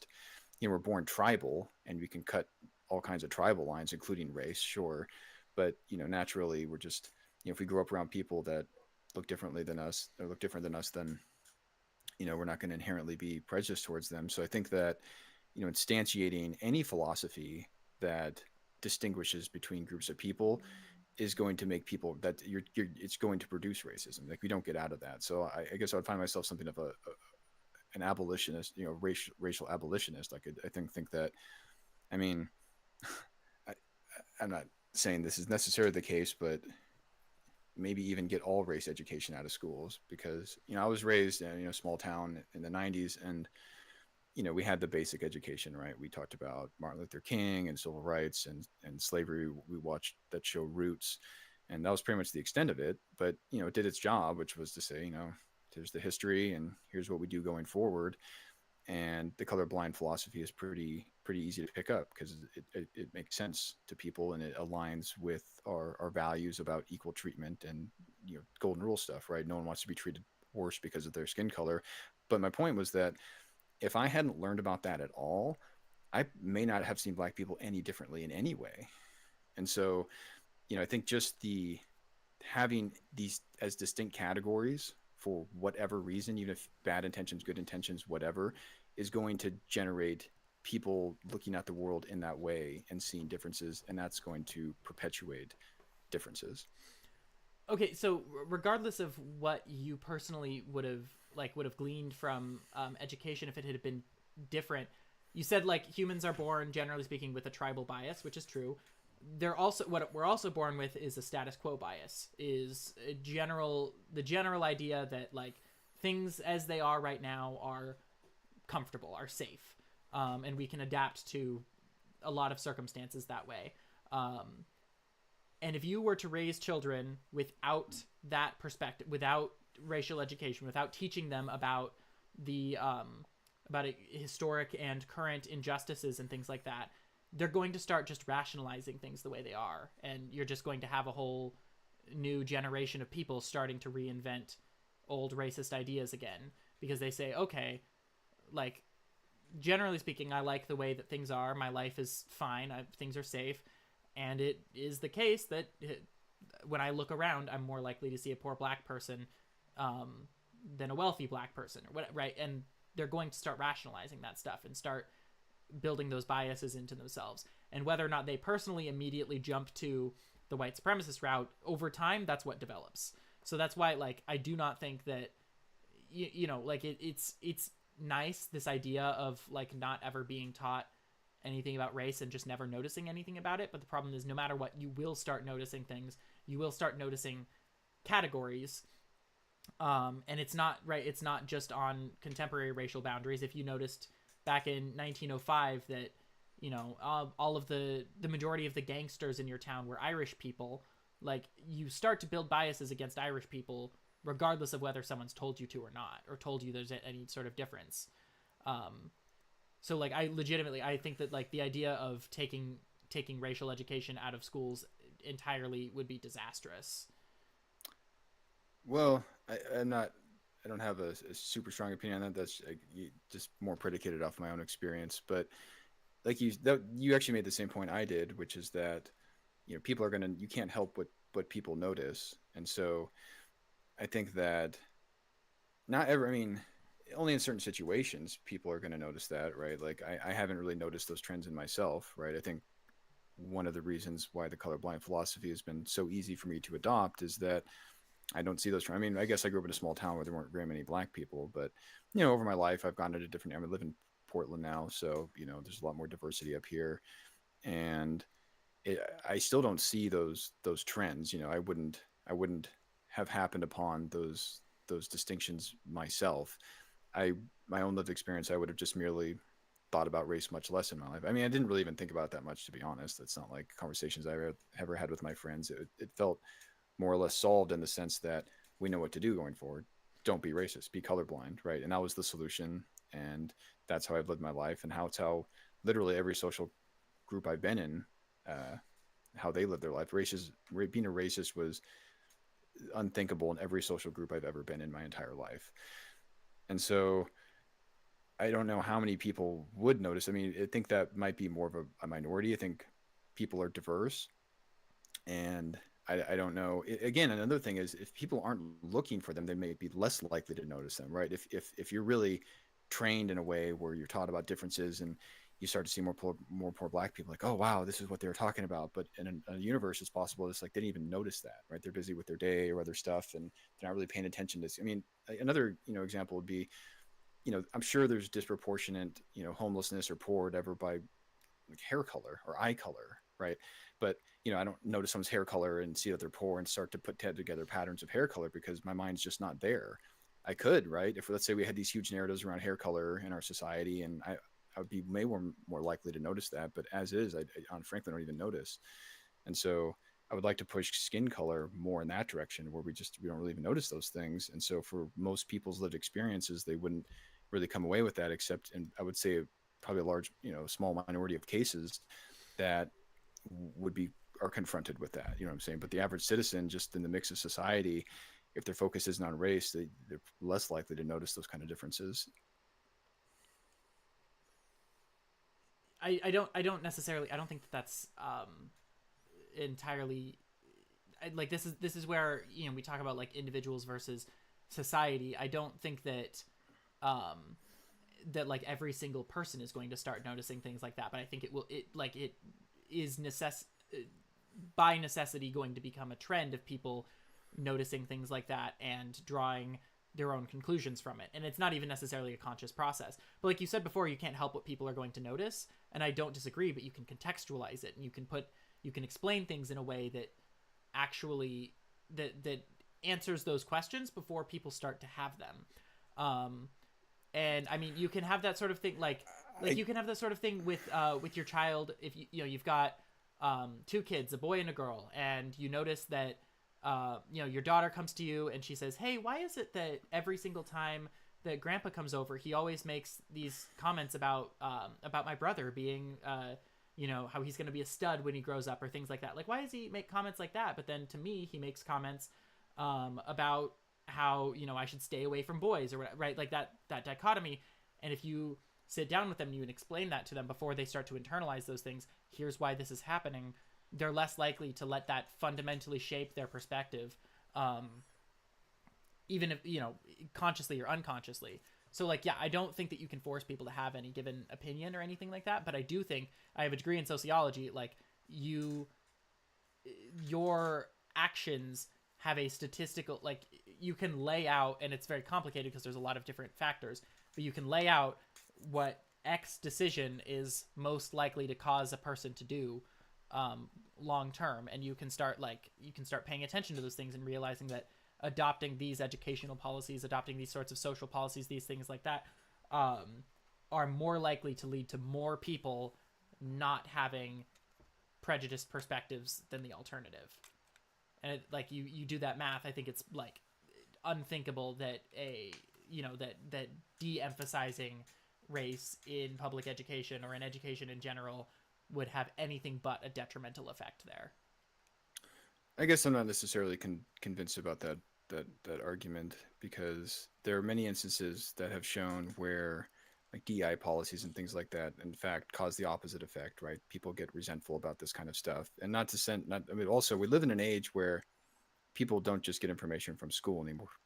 They go online and get information from other people and all kinds of stuff. And so, especially, I could see in some universe preempting that, how it could help. But I think the context of our current society and how race is such a politically charged topic, that I don't know how people necessarily, like, I think it would essentially takes a form of indoctrination for that, essentially. And I don't think that's the case, but I definitely think that the internet like really emphasizes my point that more people are going to start adopting prejudiced perspectives if we talk about it less, if we discuss the topic less, because then you end up with the main or the only voices that are talking about it are the ones that are telling you that there's a problem, that there's something wrong with that category of people. Like you're able, you go online and you're fishing around the dark web. I kind of messed around a little bit with this on YouTube recently, and like it did not take long from completely apolitical content to just get stuff about it was mostly on like gender issues and stuff like that, but on like how women should be treated and how what a real man is and stuff like that, like Andrew Tate type stuff. So like de-emphasizing it in a world where the internet exists, I think would make things so much worse because of the types of people that will end up being the only voices in the room. It's hard to say because I don't know how much of it is a response to like this sort of new form of looking at things. I mean, it's sort of called wokeism now. I know that's I know that's sort of a pejorative in certain circles, but I feel like we can sort of dust the scum off of it and just say like, well, it sort of represents a set of ideas that, if it's not used in a bad way, just to kind of get out where people's headspace is. And it's hard to say because we have all this technology thrown into the mix too. But some of this stuff is definitely seems as like a response, like a pushback to some of these woke ideas. And I don't know how much of it is generated due just from that, where you have this group of people that are really pushing these differences and these ideas, and how much of that is generating. I mean, Chris Rufo wouldn't exist in this current iteration if not for wokeism, right? Like he is a response to all this stuff. Like, if it weren't for this stuff being pushed more heavily in society, he would just be doing whatever he does, right? And so a lot of conversation in these divides are because this injection into our society and our schools, and people are starting to reject it now. And so I guess that's one of the reasons I don't think or rather predict it would be less helpful in our current context, is because people are starting to reject these ideas. And basically that's just kind of human nature too. If people feel like they're being imposed onto some way, well, their natural action is to push back. And so I don't know how much of it is that, whereas if it was just left alone, right, if we didn't have all those CRT colleges that started putting its praxis into schools and started becoming a bigger and bigger deal, if all these activists, they didn't say anything, like, it's hard to say. If we just slowly stop talking about it less and less and less and let the colorblind philosophy do its thing. I mean, this is all speculative, but I think that I'm not necessarily pushing for like complete silence on it. I think that, that'd be like the goal. But I think in the meantime, what ideas will get us there, and I believe it's the colorblind philosophy. And that's kind of what I was getting at with saying like laws and people, which is you solve laws through liberal ideals and principles and individual rights, and then you solve people through ideas. Because if you want someone to be not racist, then I think the colorblind philosophy is the best way to get there, because it's so intuitive and so in line with our individual intuitions and the philosophy of liberalism and our own legal system. It's all consistent. And so I don't think that it's necessarily going to help anything by some of the, I don't know how much of the excesses of so-called wokeism you would agree with or not, but I mean, there's many excesses, right, where that gets into just blatantly racist territory, where you get to treat people and think about people differently because of their race. It's just straightforward racism. And many of those excesses come out of it that I think are quite harmful, and it's hard to distinguish like some of those excesses from some of the others, but they're definitely tightly connected. And I think it all comes down to this emphasis on race. So in terms of a set of ideas, I think we need to stick to the colorblind philosophy, and that you just treat people as individuals and not think about people differently and how you can gerrymander the system to get the sort of outcomes you want. I think that's a more dangerous approach. So you said like the anti-woke people right now, Chris Rufo being an example, are like they exist as a response to a lot of things that are being said and done by the woke people. And I mean, I think that's true in the most technical sense, but I don't think that that's actually true in practice, in that one of the things that they like to do and say is people were things were so much better back in my childhood, with this newest generation being their childhood being like 70s, 80s, 90s, like not even that long ago. And you go back and you look at the things that were being said and done in the 70s, 80s, and 90s, and they're not actually that much besides maybe on like trans issues, like not that different. They were more just like less discussed, but like I go on and I look at the content of a lot of like, you know, a lot of the stuff is happening in like fandom, you know, video games, movies, TV, things like that, where a lot of this like anti-woke stuff starts. And you go and you watch those videos and you engage with those creators, many of whom are, you know, connected to some shady stuff, whatever. But like, and you pay attention to the stuff they're complaining about, and it's like, it's complete nonsense. It's one of those things where like I can't, like they say it's a response. You say it's like a response to things that people are doing, but the response, it's like it's nothing. You know, you go on, you look at, it's like, oh, a video game character is not personally super attractive to me. This is a big problem. And that's a huge thing right now to a subset of people. So it's like, okay, I don't like, if that was going to happen, like it's inevitable. You know, it's completely meaningless. Some of the best games of all time are, you know, pre 2012, whatever, like ugly ass characters. Like clearly that's not a real problem, but it's been made into one for no discernible like logistical reason except the fact that it's like profitable. So I actually do agree with you there. Yeah. Actually, one thing real quick, just before I keep forgetting. Do you want to? I can still see your Google thing. I don't know if that's going to come through in the recording or not. But it'll be in the recording anyway because it's just on the bottom of the screen. But okay, no worries. Yeah. I was just curious. So where are we at? Oh yeah, the kind of response. Yeah. So I am with you there. I think a lot of it is ridiculous, but again, I think, you know, there's just collateral damage on top of collateral damage here, where you go back, like kind of like what you're saying, you go back far enough, and you know, there's all kinds of cases where, like one thing I like to say is, you know, the movie Aliens. I'm not sure if you're familiar with it, yeah, right? Familiar. But you know, with Ripley, you know, if that were to come out today, what would the anti-woke mob be saying? You know what I mean? You can sort of get a predictive model of like, or like lots of games and, you know, movies and media represented, you know, the strong woman or the, you know, had a black lead or whatever. And it wasn't really seen in that way. Like people, you know, weren't mad that Samus, you know, was a female. People weren't mad at the, you know, Ripley, oh, she's just a feminist strong, you know, none of that. I've never heard a single word of any of that. It was just grew up as heroes, right? You know, just like any other.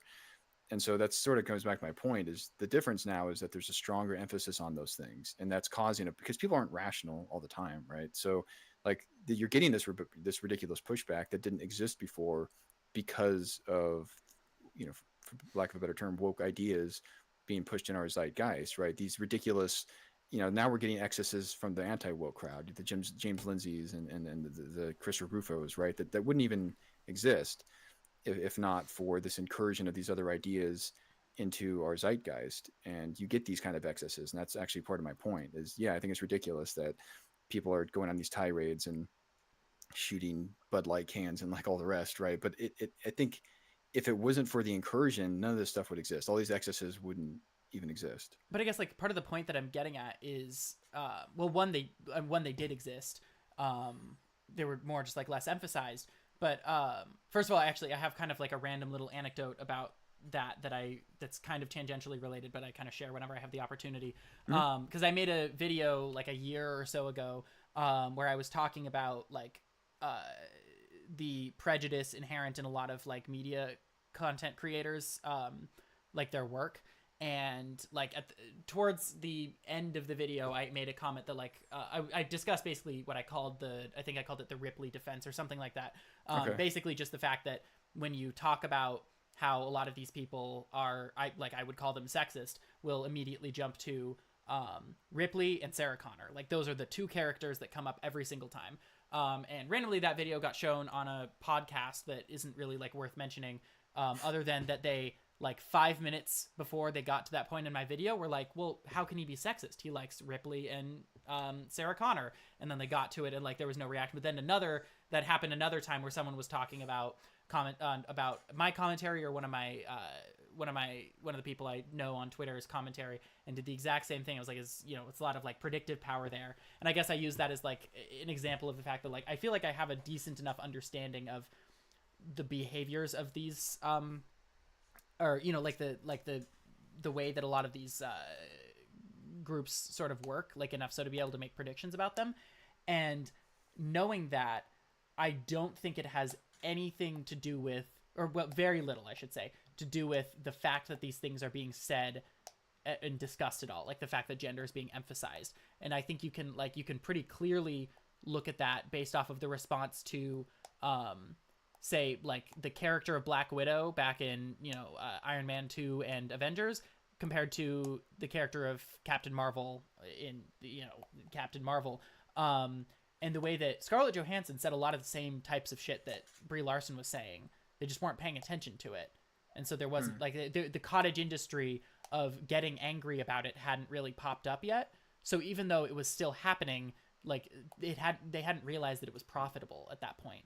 And so that's one of the reasons why like I don't think that treating it as though like it's just a response to silly behavior or whatever is necessarily fair, because like no, it's definitely been around for a while. There was I'm not a big like Battlestar Galactica fan, but this was discussed in a video by YouTuber Jose. I don't know if you're familiar with him, but he was talking about how back when they rebooted that show, and the character of Starbuck was a woman in that reboot, and the original actor for that character, who's a guy obviously, like wrote an angry blog post about it, going on about how this is like basically wrote an anti-woke like memo that could be published today, just switching like politically correct for woke, like exactly the same stuff. And so that raises the question of either was wokeness going too far then, or is this response kind of like not kind of artificial and more just a way of like riling people up and making them angry where no anger needs to exist? I think that's a fair point.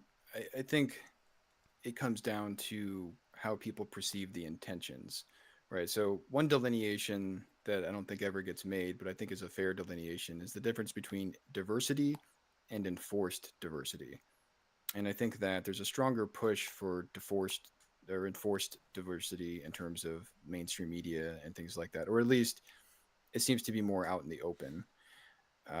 And like it's interesting you gave that timeline, like 2010 or 8 or whatever, the early, mid aughts. Well, I think that this kind of woke phenomenon has really come out in full force since then. I think it was fairly quiet. I think that social media had a lot to do with it too. So that's another element like I was referencing earlier. It's hard to say how much the social media element really plays into this. And you could very well be right that if not for woke ideas making their way into a lot of our culture, that these things would still be afloat. But it is hard to say. That it's a difficult thing to kind of parse out. But a lot of it, I think, has to do with the intention. I think that the reason, at least in my experience or anybody else's that I've known, no one really cared that Ripley was a woman or Sarah Connor was a woman or whatever. And, black leads like, Wesley Snipes and Eddie Murphy and stuff back in the day that I saw when I was a kid, it just never, really occurred to me that, maybe they were pushed in there or maybe not. It never even like crossed my mind. But I think the idea that people are being put into spaces to satisfy equity is more on people's minds now. And I think it's more on people's minds because that is the woke perspective. It has this much stronger focus on equity and outcomes along the lines of race and gender and all that stuff versus a non-intentionality there, right? I think the intentionality plays a big component. People, I think, are just suspicious. Maybe that might be a good word to use it, right? That the people producing these things have a particular mindset and say, okay, we actually do need to take people into different considerations and treat people differently and organize our media around this to have some kind of greater equity goal. And I think that's on people's minds, and people don't like the intentionality behind it. And they at least have the feeling that they're picking up intentionality, and that may not have been there much in the past. Maybe due to social media. I don't know what exactly all the reasons are, but I think that that's like the key component is the people pushing back on it has more to do with the intentionality that they detect rather than just like the diversity itself. And I mean, I think that that's probably like that. There's probably an element of that, but I think that the like what that ultimately gets to then is because if that's the main thing that they're starting to hone in on, which I think is true, then it wouldn't matter what's actually happening. It's not like it's they'll find something because the point, right? Because like the point is, I think for a lot of people in that sphere is you keep people angry, you get their views and their money, right? Like I think that that's that's not too difficult to I guess gather. And so like looking at that, I feel like it's like it gets to be a little bit frustrating, like even worrying about short of like genuinely unethical behavior, but like worrying about optics and things like that when it's like, no, I don't think that the causal force here is any of the specific things that are being said, as evidenced by the fact that they've been said, historically for an incredibly long time. I think Like you what? look Sorry, I think you lost me a little bit. What? like I don't think that it's a matter of like say wokeness being more popular or talked about more or like what like the specifics of wokeness being talked about more, the specifics of diversity, equity, inclusion, whatever. I don't think that that's what's causing this. I think it's just the existence of intentions at all is something that you as a person, enterprising person trying to make money off of angry people can exploit, right? Because people, like I said before, have kind of a status quo bias. So if the recent push instead of diversity, equity, inclusion was changing media in a more superficial way, I think you could still get people very similarly riled up. What do you Because mean in a more superficial way? like if the big push right now was I don't know, going back to 720p. I don't know, right? For whatever reason, right? Maybe Okay. movie studios realize it's actually less expensive to save that data. I know it's not by much, but like say it was. I think you could get similar levels of outrage over that coming up, right? Because then it would be okay. So that's the core of it, right? Is they're making this concerted effort to lower the resolution of our movies. Well, now you notice that the set in the new Amazon Lord of the Rings show is actually like not super high budget. That's an example of them trying to lower the quality of our media. Now you notice that a guy gave a bad performance in this show. That's a symptom of the 720p agenda, right? And you can draw an entire cultural narrative out of like any sort of intention. And so that's why I'm like, I don't think that it's diversity, equity, and inclusion that's causing this. I think it's money that's causing this. Well, I see your point, and I think like I think you're right about that specific point that people are now complaining about maybe totally imaginary bullshit, right?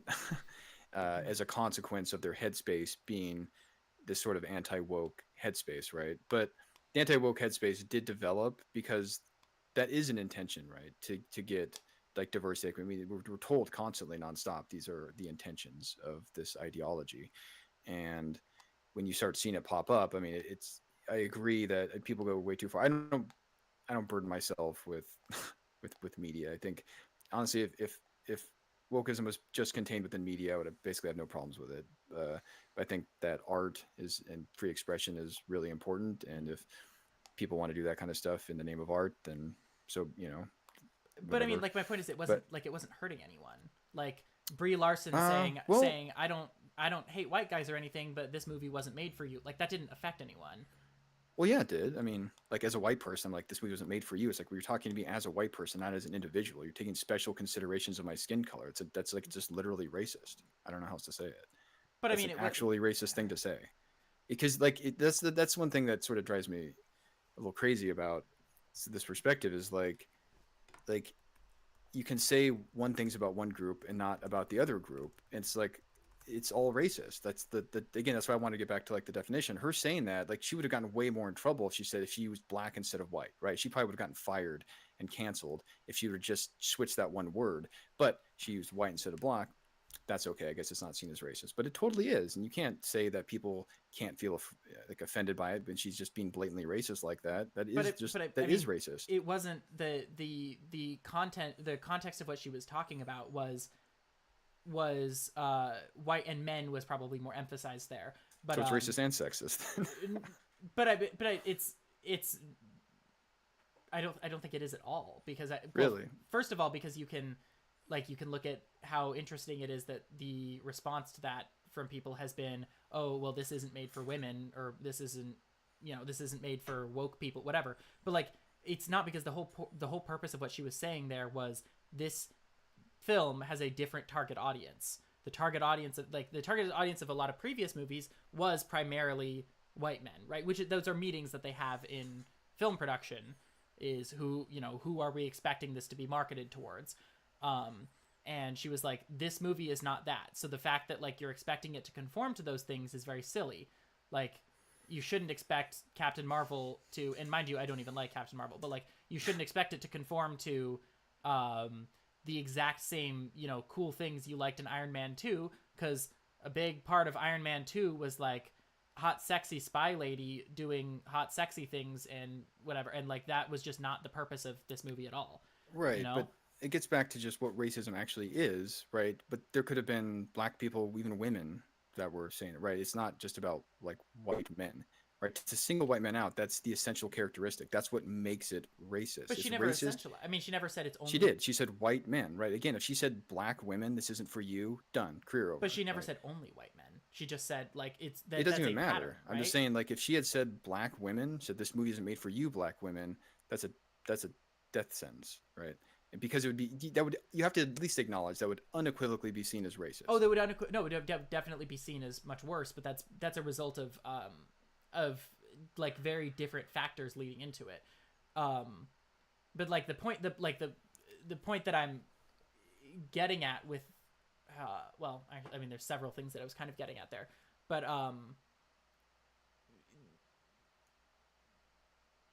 the point that I'm ultimately going for is that was not a significant happening. It was a single comment at a talk that turned into an entire cottage industry of Brie Larson still pops up in YouTube thumbnails today over a step, right? But it wasn't, people have been saying ridiculous shit all the time. Like, there was, the same cottage industry didn't pop up around Mel Gibson, or around any of the racist, conservative, whatever actors. Like, even if we were to assume that what she was saying was prejudiced. So, well, I mean, one, I don't think it's really like the specifics of what was being said, but two, I think it's a massive, it's a reaction. It's a gigantic overreaction to an incredibly tiny happening. No white people were harmed in the making of Captain Marvel. No men, were harmed. Like, none of that. Well, maybe not. You don't actually know that, right? If someone is, well, sorry, just make my point real quick. If this trickles down to hiring practices, right? Maybe there are people that set hands or like whatever else.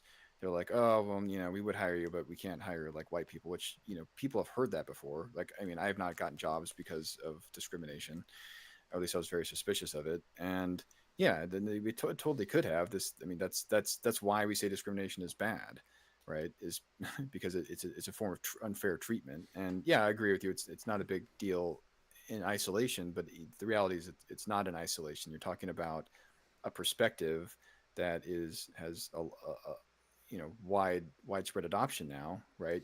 DEI is in basically every company, government institutions, right? There's not a small minor thing, and that wasn't like a small if she had made that comment 30 years ago, maybe it wouldn't have blown up at all if it was in isolation. But the reality is it's not in isolation. She's expressing a perspective that is pervasive in our society and in many ways harmful and illiberal. Like, just the fact that you didn't see that as racist, I think, is problematic. It in fact is, right? If you're targeting a certain group of people by their race and their gender, that is the definitive definition of racism and sexism. That's why I wanted to get back to that definition, because I feel like it's dangerous to lose sight of what the core definition is. So are all movies racist then and sexist? Like, are Barbie's movies sexist because they're made primarily for girls? So No, there's a difference between like marketing towards somebody something and somebody. I mean, one. I mean, it's not like it's.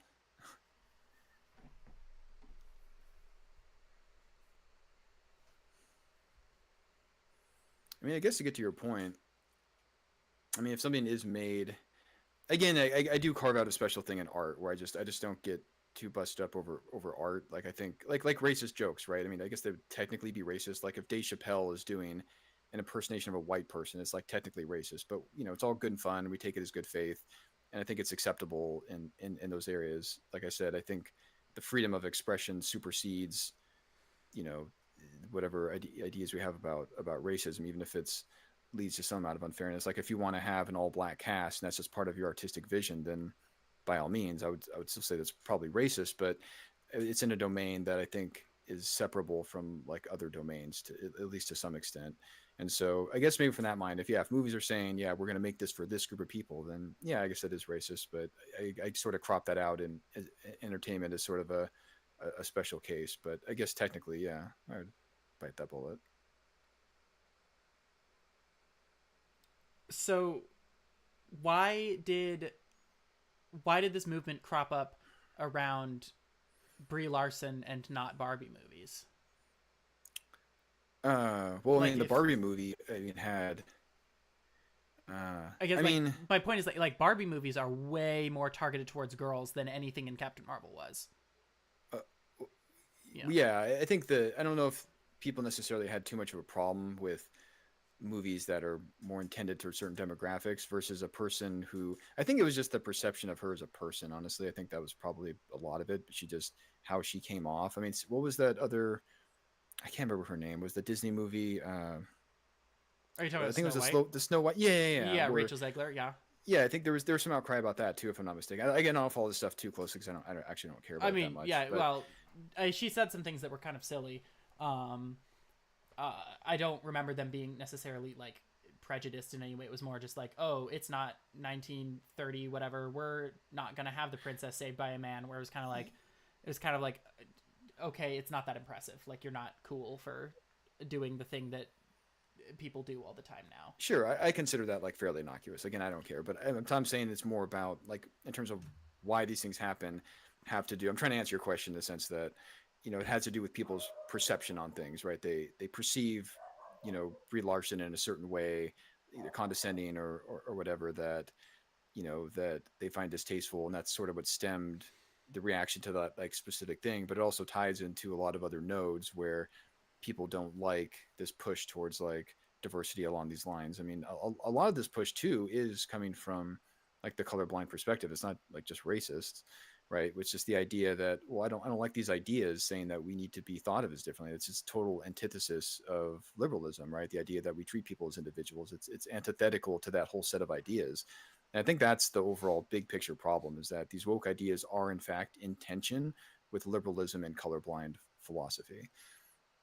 So okay, I don't necessarily think that, but I guess I want to know then like why do you think that this movement cropped up around yeah, I guess I'm giving another like example, but like around Brie Larson and the perception of her as a person and a lot of other generally actresses and not like Ike Perlmutter.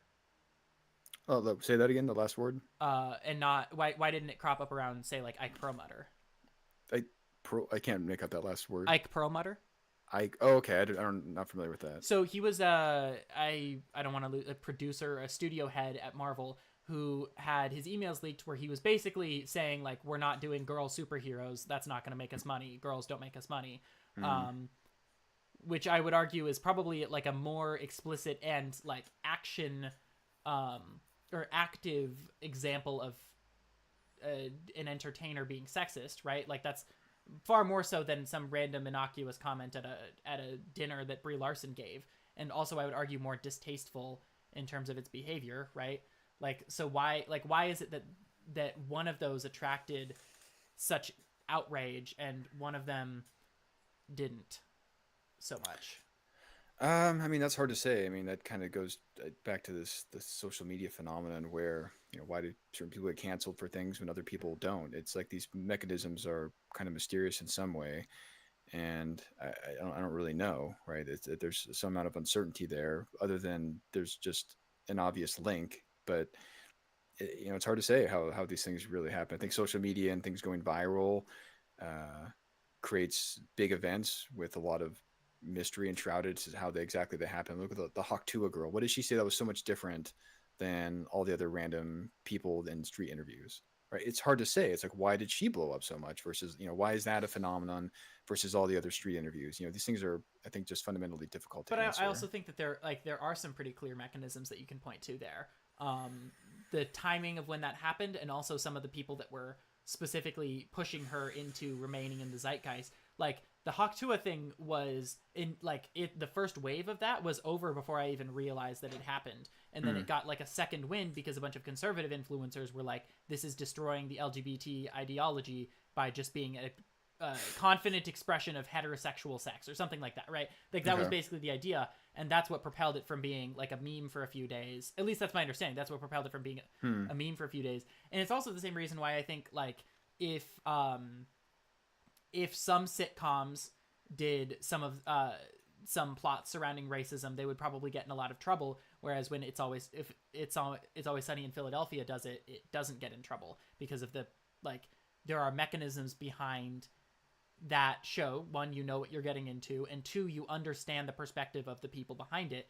It's been laid bare so clearly that you understand what the intended message is of this piece of media. Whereas if like I don't know if Modern Family is still on, but like if Modern Family suddenly did some like super edgy shit, you'd be like, wait, what the fuck? That was never like I Hmm. was not meant to expect this. This was not a part of It's why like Matt Rife got in a lot more trouble for his comments on gender than like if Dave Chappelle did the same thing or if Bill Burr did the same thing. I mean, hell, Bill Burr does do the same thing and he doesn't get nearly as much shit for it.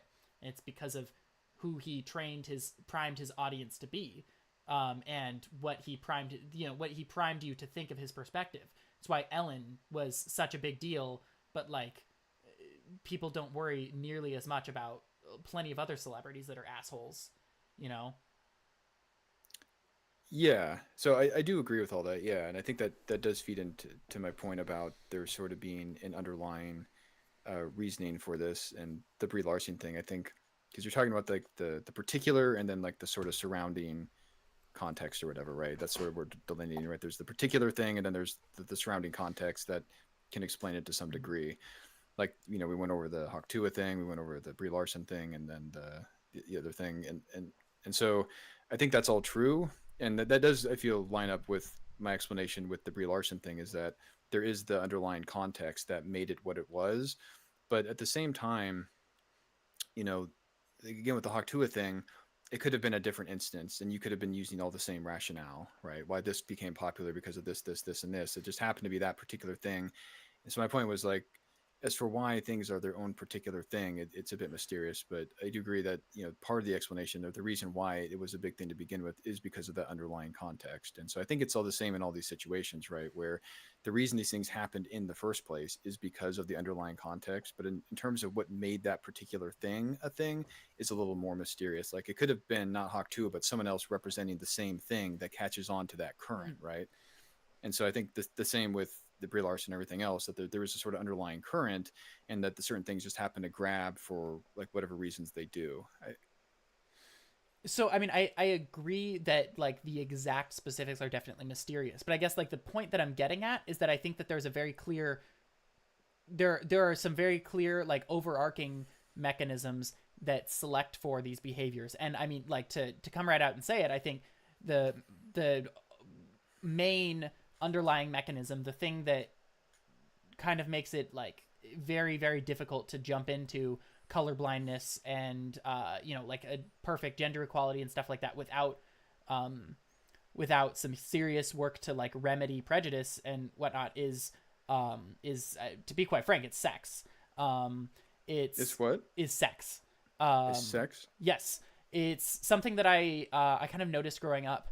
in that I had been, so my mother, I don't know whether she would like personally call herself a feminist or not, but like it was generally speaking very progressive on a lot of feminist issues, especially growing up. And it was something that was a big deal to her, that I think probably just from her own experiences growing up, that she was like, I don't want my children to hold a lot of the beliefs that, you know, people held when she was younger. And so as a result, I kind of got some like very specific education and like discussions surrounding that topic. So when I was in middle school and browsing around the internet, and you know, this was at the point where like nobody, you know, really nobody knew how to handle it, so I could kind of access whatever the hell I wanted. I came across a lot of like pickup artist content, which if you're like familiar with that sort of stuff, has a very severe overlap with anti-wokeness and with a lot of those like movements and things like that. Yeah. And so when I first saw that, right, because of like the education and stuff that I had, I thought it was like really funny and interesting. And my immediate reaction was I assumed that as they were talking about all of these like gendered things, all of the like the secret words you can say to a woman to control her mind, or like I kind of assumed that was just a thing that everybody had because I was like 11 and a dipshit. And then I like talked to some of my friends about it. I was like, this was weird. And they're like, yeah, that is weird. And then, and that ultimately was kind of the end of it. But I realized like, okay, if I had no context surrounding this, or worse, if I had been raised in an environment that kind of just had the like subtle sexism to it, the like, you know, the like, protecting my daughter with a shotgun, like that, you know, that sort of environment, I think I probably could have interpreted that very differently. And so what I realized, like, as a result of that is, with the sort of colorblind, like gender blind, whatever education, you will get more people who are sucked into it for reasons like that, because everybody has those insecurities. Everybody has those things that can be played off of.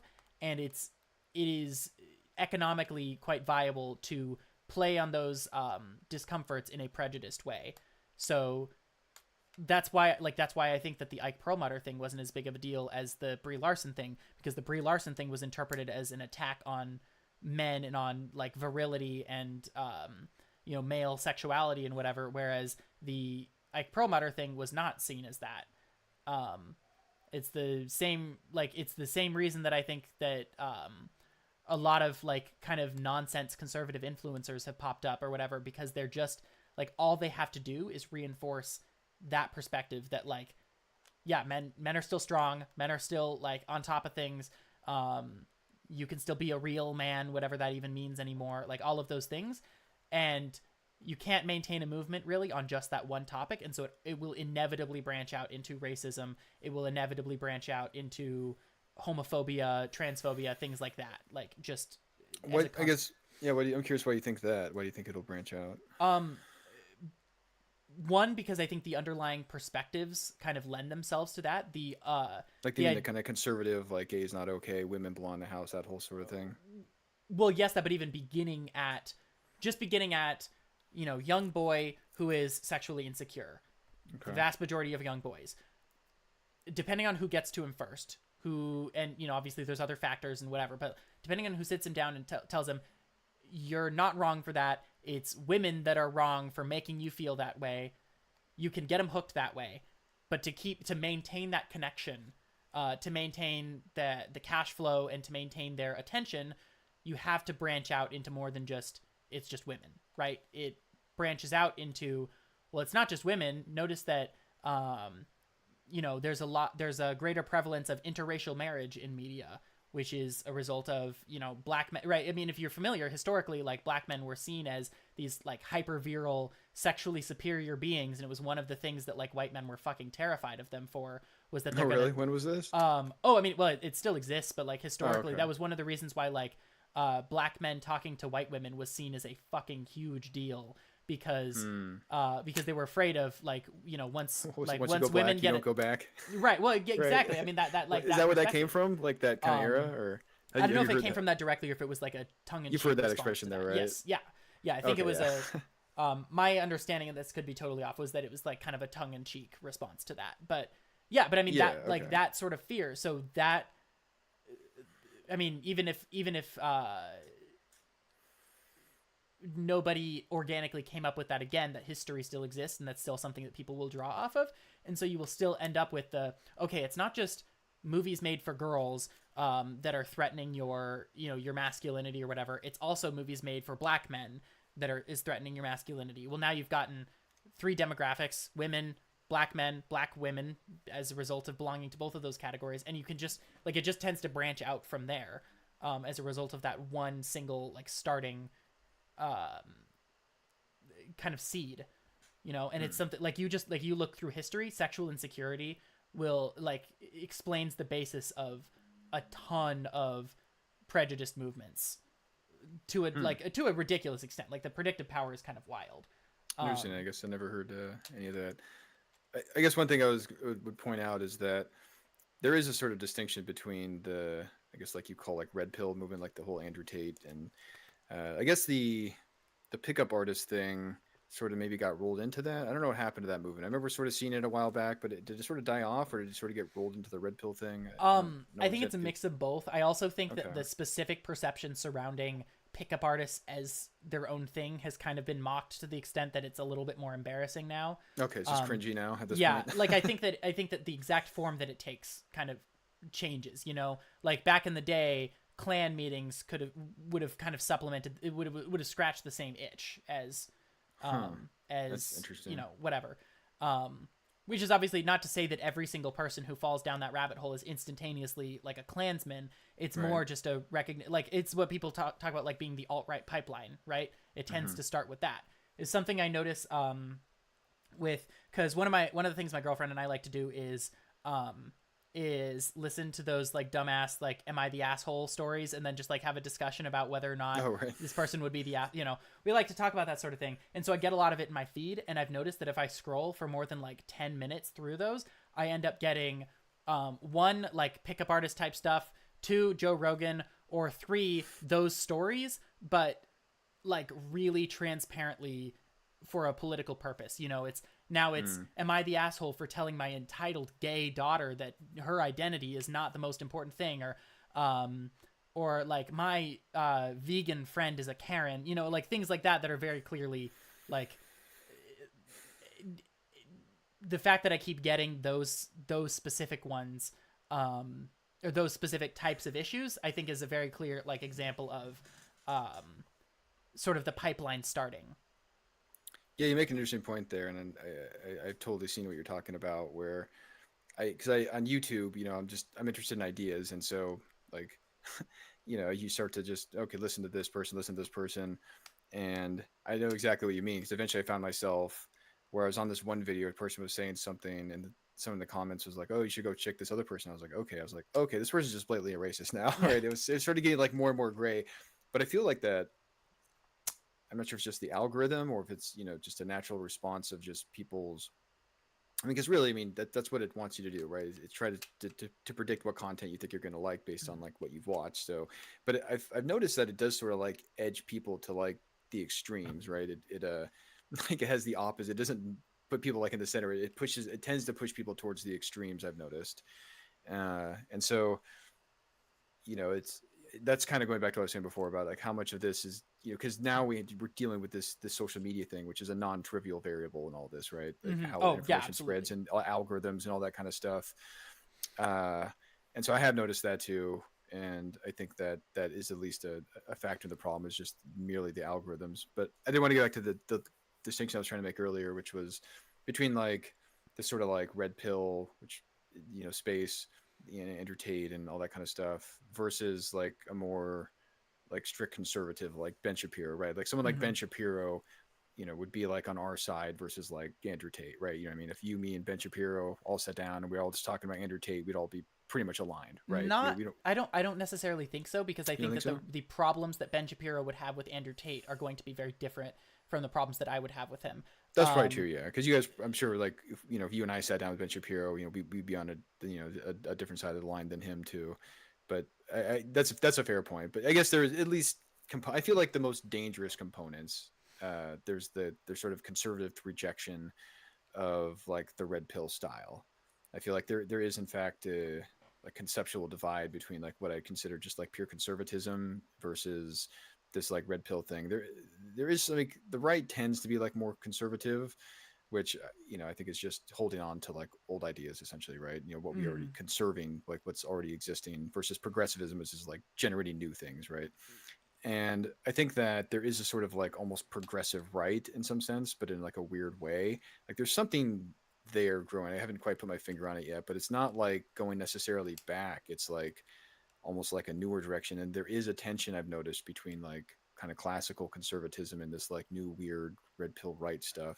But I think it is an attempt to go back to an imagined past that is just a lot further. I think a lot of the like red pill stuff or whatever is like legitimately playing off of like perceptions of like cave people. Maybe I'm cynical. I find it to be even more sinister than that, to be honest. I don't. I mean, maybe. I guess. I mean, and you're not wrong, right? I get what you're saying, but I guess maybe I'm just even more cynical than you. Perhaps like it seems different to me. I guess I can't quite put my finger on it between like kind of going back to a play. But yeah, you're right. It is like sort of going way far back, but it's almost like not necessarily wanting to go way far back, but taking like these way far back ideas and then like bringing them forward in some sense, but not Mm-hmm. necessarily within like the context of like that because there was a certain context right back then why those things like were the way they Yeah, well, were. I don't think that they're saying like, oh, things were better in 10,000 BC. I think they're more Right. right, like they're more But just like playing off of what they're like. I feel like I've been hearing the word primal a lot recently, and I mean, mm. I just started playing Far Cry Primal, but I mean before that, um, uh, like I think that they're just playing off of a lot of those perceptions. And it's one of those things where like ultimately I think that Ben Shapiro, Matt Walsh types, and Andrew Tate types are playing off of the same insecurities, and they're just doing so in a slightly different way. um, but I also think it's one of the reasons why like you get a weird amount of agreement between those sort of groups. Like there was the period there where Kanye West, who was just like transparently being a neo-Nazi, Oh declared god. DEFCON 3 on all Jews or whatever, and then he was friends with Candace Owens, who was an employee of the Daily Wire who worked for Ben Shapiro. And so Ben Shapiro's Hmm. a Jewish man, right? Right. Kanye West, and it eventually ended up driving a rift between them. But there was a period of time there where, like, from the outside perspective, you could conceivably be a fan of Ben Shapiro and Kanye West and not see any sort of problem there. I think like to an extent they kind of, for the most part, understate their disagreements. Wait, between like Ben Shapiro and Kanye West, or Candace Owens and Ben Shapiro? I mean, like just those sorts of sides. I think for a while there, Candace Owens was kind of a bridge between the two. But like, I think you can kind of afford this to like the Groyper right wingers, the Daily Wire type right wingers. What The I've heard that term. Gropers. What remind me of what that term is? Groypers are fans of Nick Fuentes. Okay, The what does it mean? I'm somewhat familiar with him. I'm not too familiar, so I mean, Nick Fuentes' whole thing is pretending that he's not a gay furry and that he actually wants to bang 16-year-olds. I mean, like, legitimately, I know that I'm being a little bit flippant in describing him, but he's sure. legitimately a joke of a human being. And Okay. he will, like, I mean, you can listen to him talk about how he hates the Jews and how he and how he wants a 16-year-old trad wife when he's older. Like, like legitimately fucking batshit insane. So I guess just to be clear, Groyper means what exactly? A What fan else? of him, basically. But what is it in like underage sex and Jew hatred or? They won't necessarily all like say that, but I mean, it's synonymous with being a Nick Fuentes neo-Nazi. So some of them will like Okay. downplay those elements of his behavior. Like some of them will say, "Oh, he's just being edgy," whereas other ones will be like, "Oh, that's totally based." Um, but it's all like what I mean. Like it's one of those things where it kind He's of like straight out of 4chan sort of thing. He's like just a merge from 4chan or something. yeah, Forged yeah, into the exactly. hells of 4chan, But where it's there's like you don't know what's satirical, what's not. that bridge between them too, right? Because you have that you don't Between know which two groups? Between between the say satirists and the real people, you mean? Like the people that say it's based versus saying he's joking. That bridge, you mean? in a bridge between the Nick Fuentes fan types and the like Daily Wire types. There's the Oh, I bridge see. between them because there are the people who can like both of them because they treat the excesses of both sides of that as being just kind of like comical exaggeration, and so they can kind of mute a lot of the like disagreements between the two of them. I noticed this recently. I say recently, I noticed this like a couple years ago, but then I was rewatching one of my old videos because I wanted to see if I needed to unlist it or not.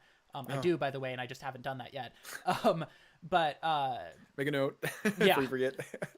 but between Matt Walsh and Bill Maher, where Bill Maher was talking about how back in the old days everybody owned slaves and it wasn't that like we can't judge people by modern standards, and then he made a comment about how the Bible is basically an owner's manual for slave owners, which is obviously something that a traditional Catholic like Matt Walsh should like abhor, like based off of the way that he treats people who disagree with him on like woke stuff. Like that should be a big deal to him. And he was basically like, besides this wrong comment he made about the Bible, he's totally right about all this other stuff. And so that's where like I started to realize there's a web or a connection. I don't mean it in like a conspiracy sense necessarily, just Right. like a willingness to understate disagreements in order to maintain the same sort of media environment that plays off of sexual insecurity and racial insecurity and things like that. So let me try to understand the situation. So it was Matt Walsh he was talking to Bill Maher or making a comment? Talking about Bill Maher. Talking It about was Bill responding. Maher. So Okay. Bill Maher was it was like back in the tearing down statues era. Okay. I think something like it was a topic like that, or I think it was about Columbus Day. And Bill Maher was trying to make the case that like people need to stop whining about Columbus, and Matt Walsh was trying to make the case that people need to stop whining about Columbus. And so even though they have a pretty huge disagreement there, with Bill Maher being a smug, I mean, like I'm an atheist and I think Bill Maher is a fucking prick about religion, like smug ass atheist who absolutely abhors Matt Walsh's Catholic beliefs, and Matt Walsh as a traditional Catholic were able to like disregard one of the most fundamental disagreements they have to maintain the anti-woke position. I see what you're saying. Well, I mean, there's a damn, I can't remember the same. Something about makes interesting bedfellows, something like that, or the enemy of my enemy is my friend sort of thing. Like I think there's just different like categories or sets of ideas that have some amount of overlap, right? So, there was a lot of association, right? So I kind of use the term liberal a little differently than a lot of, I can use it in a more proper like sense, in a more whereas liberal for at least most of my life just meant left, right? Mm-hmm. But I think that that there's a reason for that association, but they're not the same thing. And so I think that like leftists and liberals, there are overlaps, right? And from certain perspectives, right? Like let's say if Nazis were taking over, and like some of the differences can be pushed into like a different, or just like whatever, there's some reason why liberals and leftists are like aligned, it's going to minimize the differences even though like there are differences there. And so it could just be something like that, that's maybe a little more of a natural process, which is to say that if there was something else cropping up where liberals and leftists, or like in like fascism, right? Liberals and leftists both oppose fascism, right? And so from the fascist perspective, it would be like there's no difference between these two things, right? They're both like in opposition, or they can see maybe like some distinction. But I think in some sense, there's like two groups that do have differences, are sort of combining like forces in some sense, because they see something else that's more distinct, right? Like there's distinctions between like leftism and liberalism, but there are some things that are more distinct. Therefore, like those differences are going to be like more minimized. It could be just something of the nature like that, right? I think that's sort of the case, but it's not. I'm trying to think of how to phrase it exactly. It's not in response necessarily to one very specific like societal threat. That, and I also think the fact like leftists and liberals aligning will like they'll do that, but they'll bitch and moan about it the whole goddamn time. Well, I think there are actually big important differences between leftists and liberals. No, I know. But I mean, like, yeah. like against fascism, sometimes against fascism, when like liberals and leftists align, I think that there is still that, not necessarily even animosity, but like there's still that air of strong disagreement, present, that I don't think is there between some of these, what I would argue to be, I know it's controversial to say, but like Bill Maher, like conservative perspectives. Well, I bet if they sat down, like if Bill Maher and Matt Walsh sat down and specifically talked about, excuse me, uh, like Christianity or something, right? Their differences would probably become more stark, right? If that was like the focus of their interaction. I think that What do you think? I think that they probably, that would be the case. And I kind of actually, I discussed that in that video where I was like, Hmm. they could, like, if they were to sit down, they could do that. But what they would almost certainly, I can, like, based off of other times that this sort of thing has happened, they would just ignore, like, they just wouldn't talk about it, right? Like, that just wouldn't be the topic that gets brought up. You know, you wouldn't see, like, you would think, there's a big, oh God, what's this? What did, I just lost the name. There's a, you know, big, like, YouTuber called The Critical Drinker who had a sit down Okay. conversation with Ben Shapiro, and Critical Drinker, at least outwardly, claims to be not like anti-trans or anything like that, whereas Ben Shapiro is obviously like very, very strongly of that position. But it's just like, it's just a thing they didn't talk about because both of them are anti-woke. That was the thing that they talked about, you know. Yeah. But if they had talked about these other things, like let's say they weren't talking about wokeism, but they're talking about other things, you know, it's just that they elected in that instance to not talk about it. And but I mean, there's differences are still there, and in other contexts, they could be brought to like the surface. But that was sort of kind of what I was saying is that you have sort of unlikely bedfellows because of a similar perception against this woke set of ideas, right? And they feel that that difference is more stark and important than the differences they have, and therefore those get minimized. Yeah, no, I definitely, I think that that's Okay. basically what's happening. But um,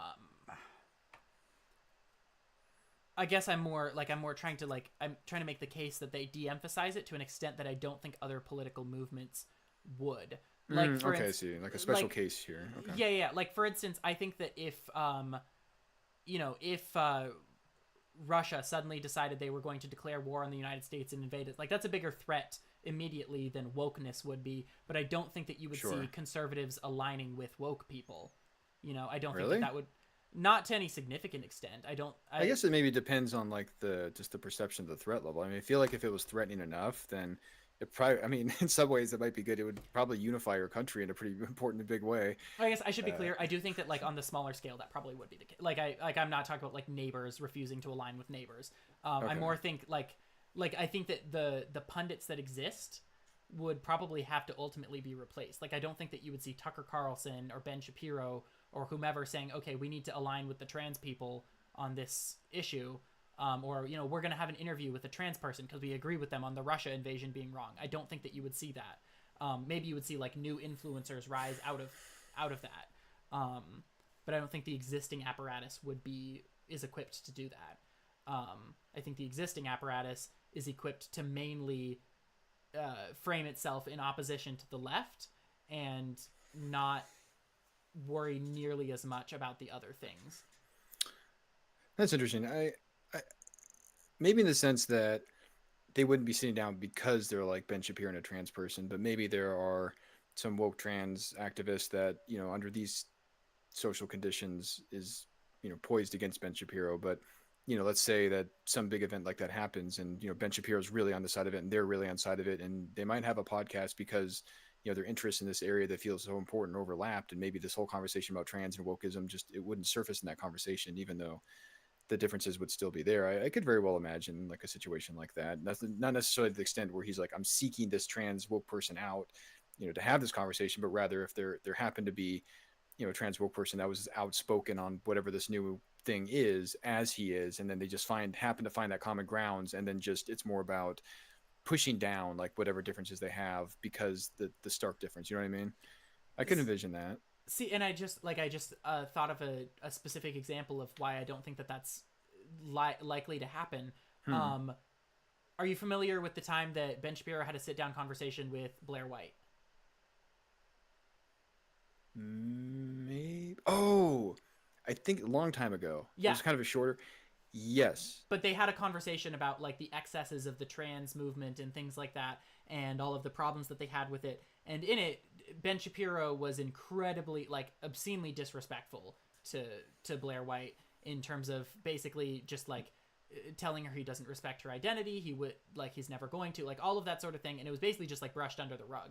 Like she didn't treat it as a big deal. She went on Right. a later podcast with or a later like debate thing where she was told to grow out her mustache and tell people not to live like her. And it was just not like, it was just like swept under the rug, just ignored by her and her followers, you know? And so I think that's kind of like an example of like, I don't think that like, I don't think that those sorts of people, the like the Ben Shapiro's of the world or whatever, would have conversations with, you know, trans people that wouldn't be willing to just kind of accept that casually, you know, dismissive behavior. Well, I think one thing about it, I mean, that conversation was about trans issue, right? So it was like a relevant topic. It wasn't something that was being like But pushed that down. doesn't that make it even weirder that like she didn't push back on that at all? Uh, Or, like didn't push back on it other than like, oh well, I guess I yeah, I disagree think with you. if I recall correctly, it was a pretty short thing. It wasn't like they had hours to like really hash it out. It was almost like a mainstream media portion, you know, where it's like I forget it was something like surprisingly short. It wasn't like a full podcast. I think it was only like 15 minutes. If we're referencing the same thing, because I think this we are. okay. But I mean, like, one, I still think it's weird that that was basically like that is the elephant in the room, and it seems weird to me that it wasn't like brought Let's up say more. yeah, I see what you're saying. The other thing component though is that that's a topic that affects more interpersonal interactions and like other topics, right? Because you're like addressing a person, and gender is a big part of our existence and how we have different pronouns for different genders, right? And so I think that that particular topic has implications on how two people even interact in like the first place. So I think that might be a little bit of an outlier for that reason, where if it's something that maybe a little more abstract that can be totally pushed under the table, it'd be more likely to be. And even maybe in certain extenuating circumstances, that could be pushed under the table too, where if Ben Shapiro is talking to Blair White, he's not necessarily using her pronouns, right? He's saying like you or Blair, right? And so I think it's even possible where if they were talking about something that wasn't trans or just something completely different, they could have a conversation and not have to address the trans thing as all. I feel that that's pretty plausible, but I don't want to get too far with your point here about saying that there's sort of a special case to be had here with the sort of network of like right leaning or conservative constellation of things. And I'm sorry, I was trying to recapitulate your point a little bit. That there's sort of this unholy alliance going on between factions that do in fact have like distinctions, and you feel like that in other analogous situations where it's sort of like the friend or the enemy of my enemy is my friend sort of scenario, that like you were saying between like liberals and leftists, there would still be that underlying like bickeriness or whatever, right? Where in the right spaces there's the distinctions are more overlooked, and that's a bit of a special case. Is that pretty close to what you're saying? Yes, and I guess like the point that I was kind of getting at there is that I think the reason behind that is that the movement that I'm explicitly expressing my problem with is broadly based around the preying on the insecurities of mostly white men, which I mean I don't think I even like make it a secret that I think that stuff is also bad for white people, but my point is like, okay, so the underlying like goal of this movement is to prey on those insecurities of that population of people, and everything else about you by necessity has to be made less important. So okay, yes, Blair White is a trans person that we're going to explicitly say to her face, we're not going to respect you, we're not going to treat you the way you want to be treated. I was just looking as I was trying to find the specific conversation on YouTube, and they spelled her name wrong in their thumbnail. Oh, really? Like, yeah, That's hilarious. yeah. At least Michael Knowles did, or his account did. But like, but because we're anti woke, because that's our main axis, and at the time it was called what was it, political correctness, or whatever. But because we're anti that, the other things about you don't matter. That's not what's important here. And I think that one, that's a very pernicious like movement, and I think it's unique in that I think it's persisted throughout most of recorded human history in a way that like leftists and liberals have not. Okay. Yeah, I'd have to think about that some more. Yeah, I do share at least your concerns with the anti woke movement and the excesses that can come from that.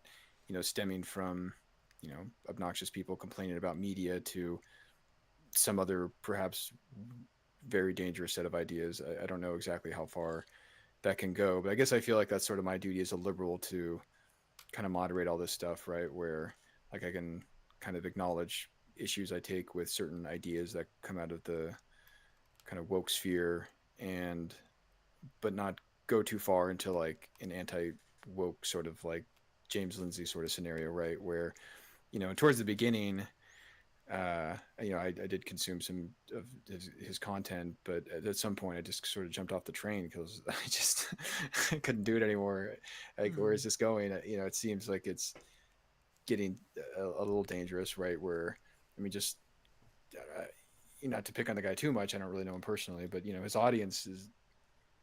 I feel like audiences are an indication of people or ideas, sort of expressed like in kind of a collective, and yeah, just observing certain audiences of people give me a sense of things, and I a lot of it is also constructing certain like specific arguments, right? Where you know like one of the things, I mean, I don't think we'd have too much disagreement, or maybe we would, I don't know, but with trans, that's something that would more on the left on, and I would be debating the people on the right about that kind of stuff, and being able to parse out where we're going too far in certain areas, right? Where I guess, at least not from my perspective, I guess it's not maybe strictly liberal, but just not getting in a tizzy over like art, right? Just kind of I guess that is like liberal, right? Respecting like freedom of expression, right? If people, actors and actresses, they want to say their bit, they want to say their bit and say it's not for white men and make movies like whatever, just don't watch the movie, right?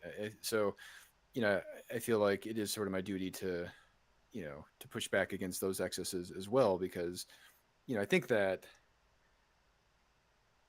it's we can spiral into illiberalism from any number of directions, right? It's not merely certain woke ideas that are liberal. There's all kinds of ideas that are illiberal, and I think that liberalism needs to get a backbone, like true liberals, and kind of push against the excesses in all these areas, because this anti woke thing, whatever stemming there, it is bothering me, and I think it needs to be have proper pushback, but from a source that's not seen as woke, right? Like I think some of these alliances might actually, be helpful in some sense, right? Where sort of a criticism that's not coming starkly from like a woke perspective, right? I think it could be helpful, right? I think that's sort of like people like me play their role where I can give a pushback from a perspective that they might even they'd have less like these people are not going to be convinced by like woke ideas, right? Anything that comes out of that sphere, they're just going to reject like out of hand, right? And so like any criticism, they're just impenetrable from that kind of criticism, right? They're just so insular because that's seen as like the enemy. And so I think it is important that we kind of get a crowbar underneath stuff like this and kind of attack it from multiple angles. And this is sort of a first of hopefully many conversations I have with people, and I want to have talks with all kinds of people, including anti woke people, and see if I can kind of pull them back from the brink. Somebody like Andrew Tate and stuff like that. I mean, especially when you get into what's her face, Pearl Davis, and people are actually advocating for the repeal of the 19th Amendment. Stuff like Mm-hmm. that. Obviously, is where liberals need to Mm-hmm. step in to be like, whoa, like what the hell's going on here? Like, One no, of no, no. one of the people on the Timcast is also big on that, I believe, as well, which I just think is Mm. really funny because he tries to say he's a liberal, and then like he's conveniently aligns with people like that every single time. I don't know, that's its own thing. There's a sort of Um, meme about that, like the whole you pull the mask off the centrist, and it's like you're on the right sort yeah, of thing. and Yeah. I will say, to be clear, I don't necessarily like I don't think that that's an entirely fair way of looking at. I understand how it came about, but like the whole like scratch a liberal and a fascist bleeds, I think is like is a it is a dramatization of a genuinely real phenomenon, because I do think like you had like Sargon of Akkad, who was like, I'm just a classical liberal, and then like a couple of years later he's like, non-English people shouldn't be in England, like where you like that pipeline happens. But He has like sort of recanted on liberalism explicitly, though. So yeah, he throw that has in there. recently, Yeah. yes, that's true. um but like I guess that's why I don't really care whether I get aligned as a leftist or a liberal, or like it's not labels are not my worry at all. Sure. But like I do broadly think of a generally positive perspective on leftism being the goal of fulfilling the promises of liberalism that it wasn't necessarily capable of um, actually administering, right? Hmm. I mean, we think like the early, I mean, obviously, like early American capitalism didn't work, right? It was a disaster, and led to, points in time where CEOs could legally execute their workers. Oh, wow. Um, I mean, you talk about like Carnegie hiring the Pinkertons to shoot at his striking workers and stuff. First time that bombs were dropped on American soil was on striking miners. Like um, stuff like that. So like clearly that didn't work, and I think that broadly like farther left policies were what part of what led to that not being the case. So like to me, it's a matter of looking at, okay, the ideas for the most part expressed by a lot of early liberal thinkers were good in not all of them, but like a lot of those ideas were good, but their solutions didn't always work, and that's where like that I guess I try to come at it from that perspective, and I try to like caution people a little bit on like assuming that leftists always hold this like edgy Twitter whatever perspective, when it's like, no, I think that's mostly an edgy Twitter thing. When I talk to leftists in person, that's not how those conversations go.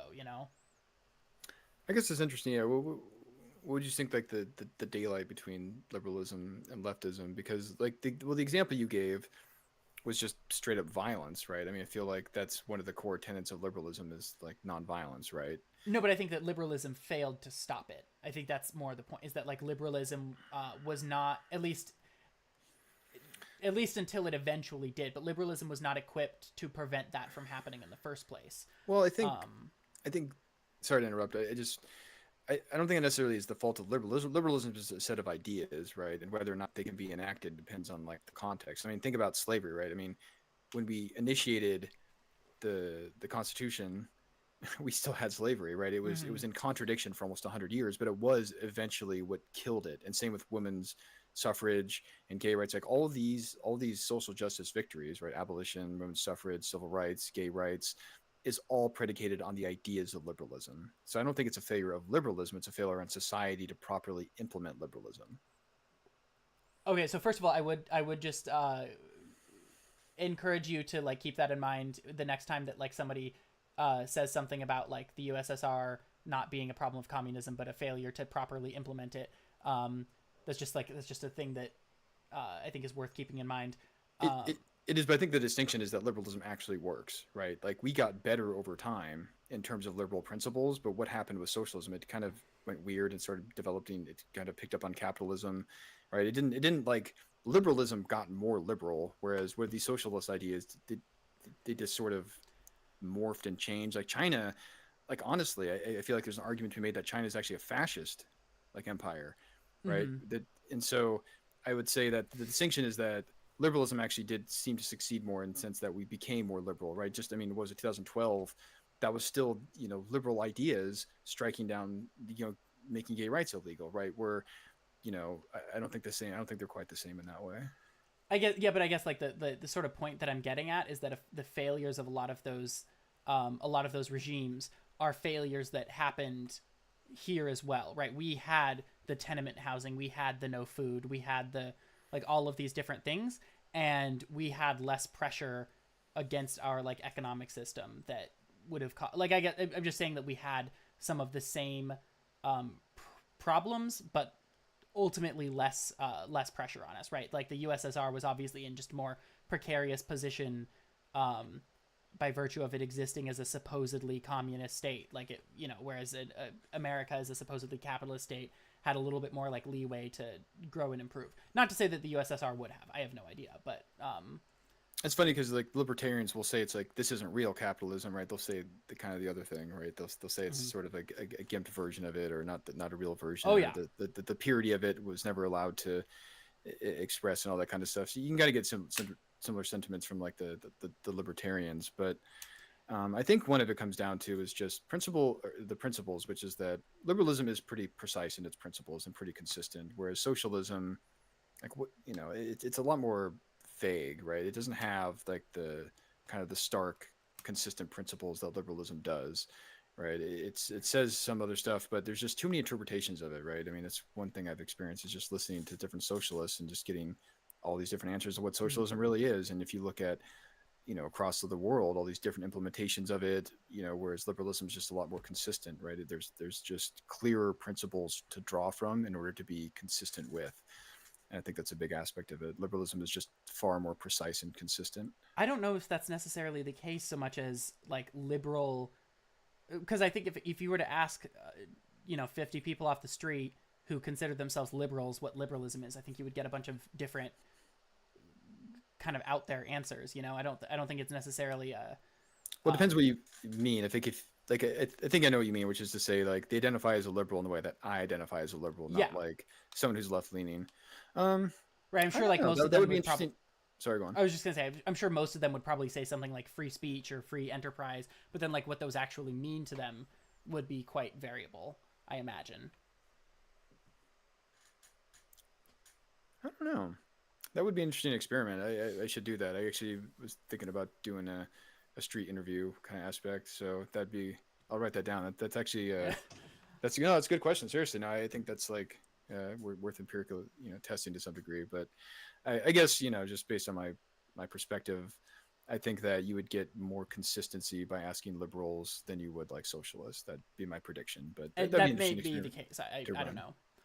Like I said, I'm much more concerned with the ideas themselves than the label assigned to it. Yeah, exactly. For sure. Yeah. What was I gonna say? Oh, fuck, I don't know. I know there was something I was gonna say like a while back, but I don't remember what it was. Yeah, we kind of went. So just to note, it is almost 7. You got a hard jet here pretty soon. Okay. Yeah, I probably should do that. If you have do you have a channel link right now, or have you not made one yet? Oh, let me find it real quick. Sorry. Okay. If you send that to me over Twitter or whatever, I will put that in the description here. I noticed just like a minute ago I was looking at the stream description and I realized that that the description still had the link from the last conversation that I did. And I was like, oh, well, your name's not Ryan, but oh, okay, there we go. Oh, is that going? No, you're not gonna. There it goes. Okay, yeah. So this is my my YouTube channel. I linked it to you on Twitter. Got it. It is should be in the description now. And if I find a problem with that link, I will fix it. But yeah, I might have to fix it. But anyhow, yeah, no, I appreciate you coming on for sure. I like. Yeah, thanks for having me. Most people say no. I've asked a lot of people to come on. Same. It has not. You're the first person to say yes. Oh, yeah. Do you have any other stuff scheduled with anybody? Or no, tentatively? I do not. I was in the talkings with one person, but I'm not sure if that's gonna end up following through. I do intend to get some more content going, and I would like to start getting into more, I guess, like debates. I think conversations are good, but I think debates have a bit of a different angle. I think they each serve their purpose. I think conversations like you and I are really good. Thanks for being great, by the way. Yeah. I've watched a lot of conversations, and I've seen tons of them go south, and you're one of the better people I've seen on the internet, so thanks for that. And I think that there's more potential for progress in between two people in terms of a conversation. But with a debate, I think that there's a bit of a sensationalist element that can bring people to important points, and I think they're kind of fun in their own way. And I have, I think you kind of referenced the list of things that I have more specific debates about. I guess capitalism isn't super, like they're not as tight as something I have like on gender or other things. But yeah, I do want to get into debates. Are you familiar with that Modern Day Debate show? I am familiar. Yes. Okay, yeah, that's yeah, I know James. I mean, I don't know him personally, but like I know who he is. Okay, yeah. I stuff like that. I really like to support, and I think I do on Patreon, but kind of with my presence too. I think it'd be cool to be able to do something like that one day. But we'll see. It's kind of plan. Yeah, But no, totally. I definitely would do like debate stuff, but I'm more interested in just kind of seeing where it goes, and like sometimes it kind of turns into a debate. Mhm. But I don't know. I've also noticed that a lot of people are. I like the amount, the breadth of people that I've encountered on here, like the audacity that I've seen from some people to spend 2.5 hours talking about me and then posturing about how they could like learn me a thing or two, and then I say something slightly rude to them, they're like, never mind, you're too mean to us or whatever. And I'm like, oh my god, I literally like, yeah, I don't even, I've just, it kind of like blows my mind how the like egos, I guess, on this platform, but that's its own problem. And I don't know, I've tried to be like a little bit nicer. I'm not, I didn't think I was especially mean to people in general, but such is life. That's Yeah. me airing my nonsense grievances. But yeah, no, I appreciate you coming on. I'm happy to, have a chat again sometime. Um, I'm always down to talk about stuff with people. Okay. Cool. It's kind of my main interest, even if it doesn't happen very often. And yeah, no, I mean, if you get like content out there and stuff like that, I'm also happy to check it out, or just see what I how I feel about it as well. Not that you necessarily care, but No, I appreciate it. Yeah. Thanks for having me on, and thanks Mhm. for the great conversation. And I'm glad I found someone out there that's like really reasonable. I watched a couple of your videos. I was like, okay, he seems like a reasonable, non-crazy person. So Oh that was shit, like my main thing. that's not the goal. Yeah. Well, I mean, go on X for 5 minutes. And it's like, is anybody crazy? Is anybody sane anymore? So it's Uh, glad to find you. Appreciate it. yeah, no. Otherwise, you have a great rest of your day. And yeah, no, I suppose that's about all. All right, great. And then I guess the last thing was just for about could I get like a version of it or copy, or how's that work? Yes, I will. No rush or anything. I Just whenever. will try and get a download of it myself. If I can do it right away, then I'll probably try and like send you a Google Drive link or something. But it might take a bit to download, so that's the Yeah, only, yeah. no rush or anything like But that. I just yeah, wanted to I'll make inquire. sure that happens. Great. Yeah. But yeah, you have a good one.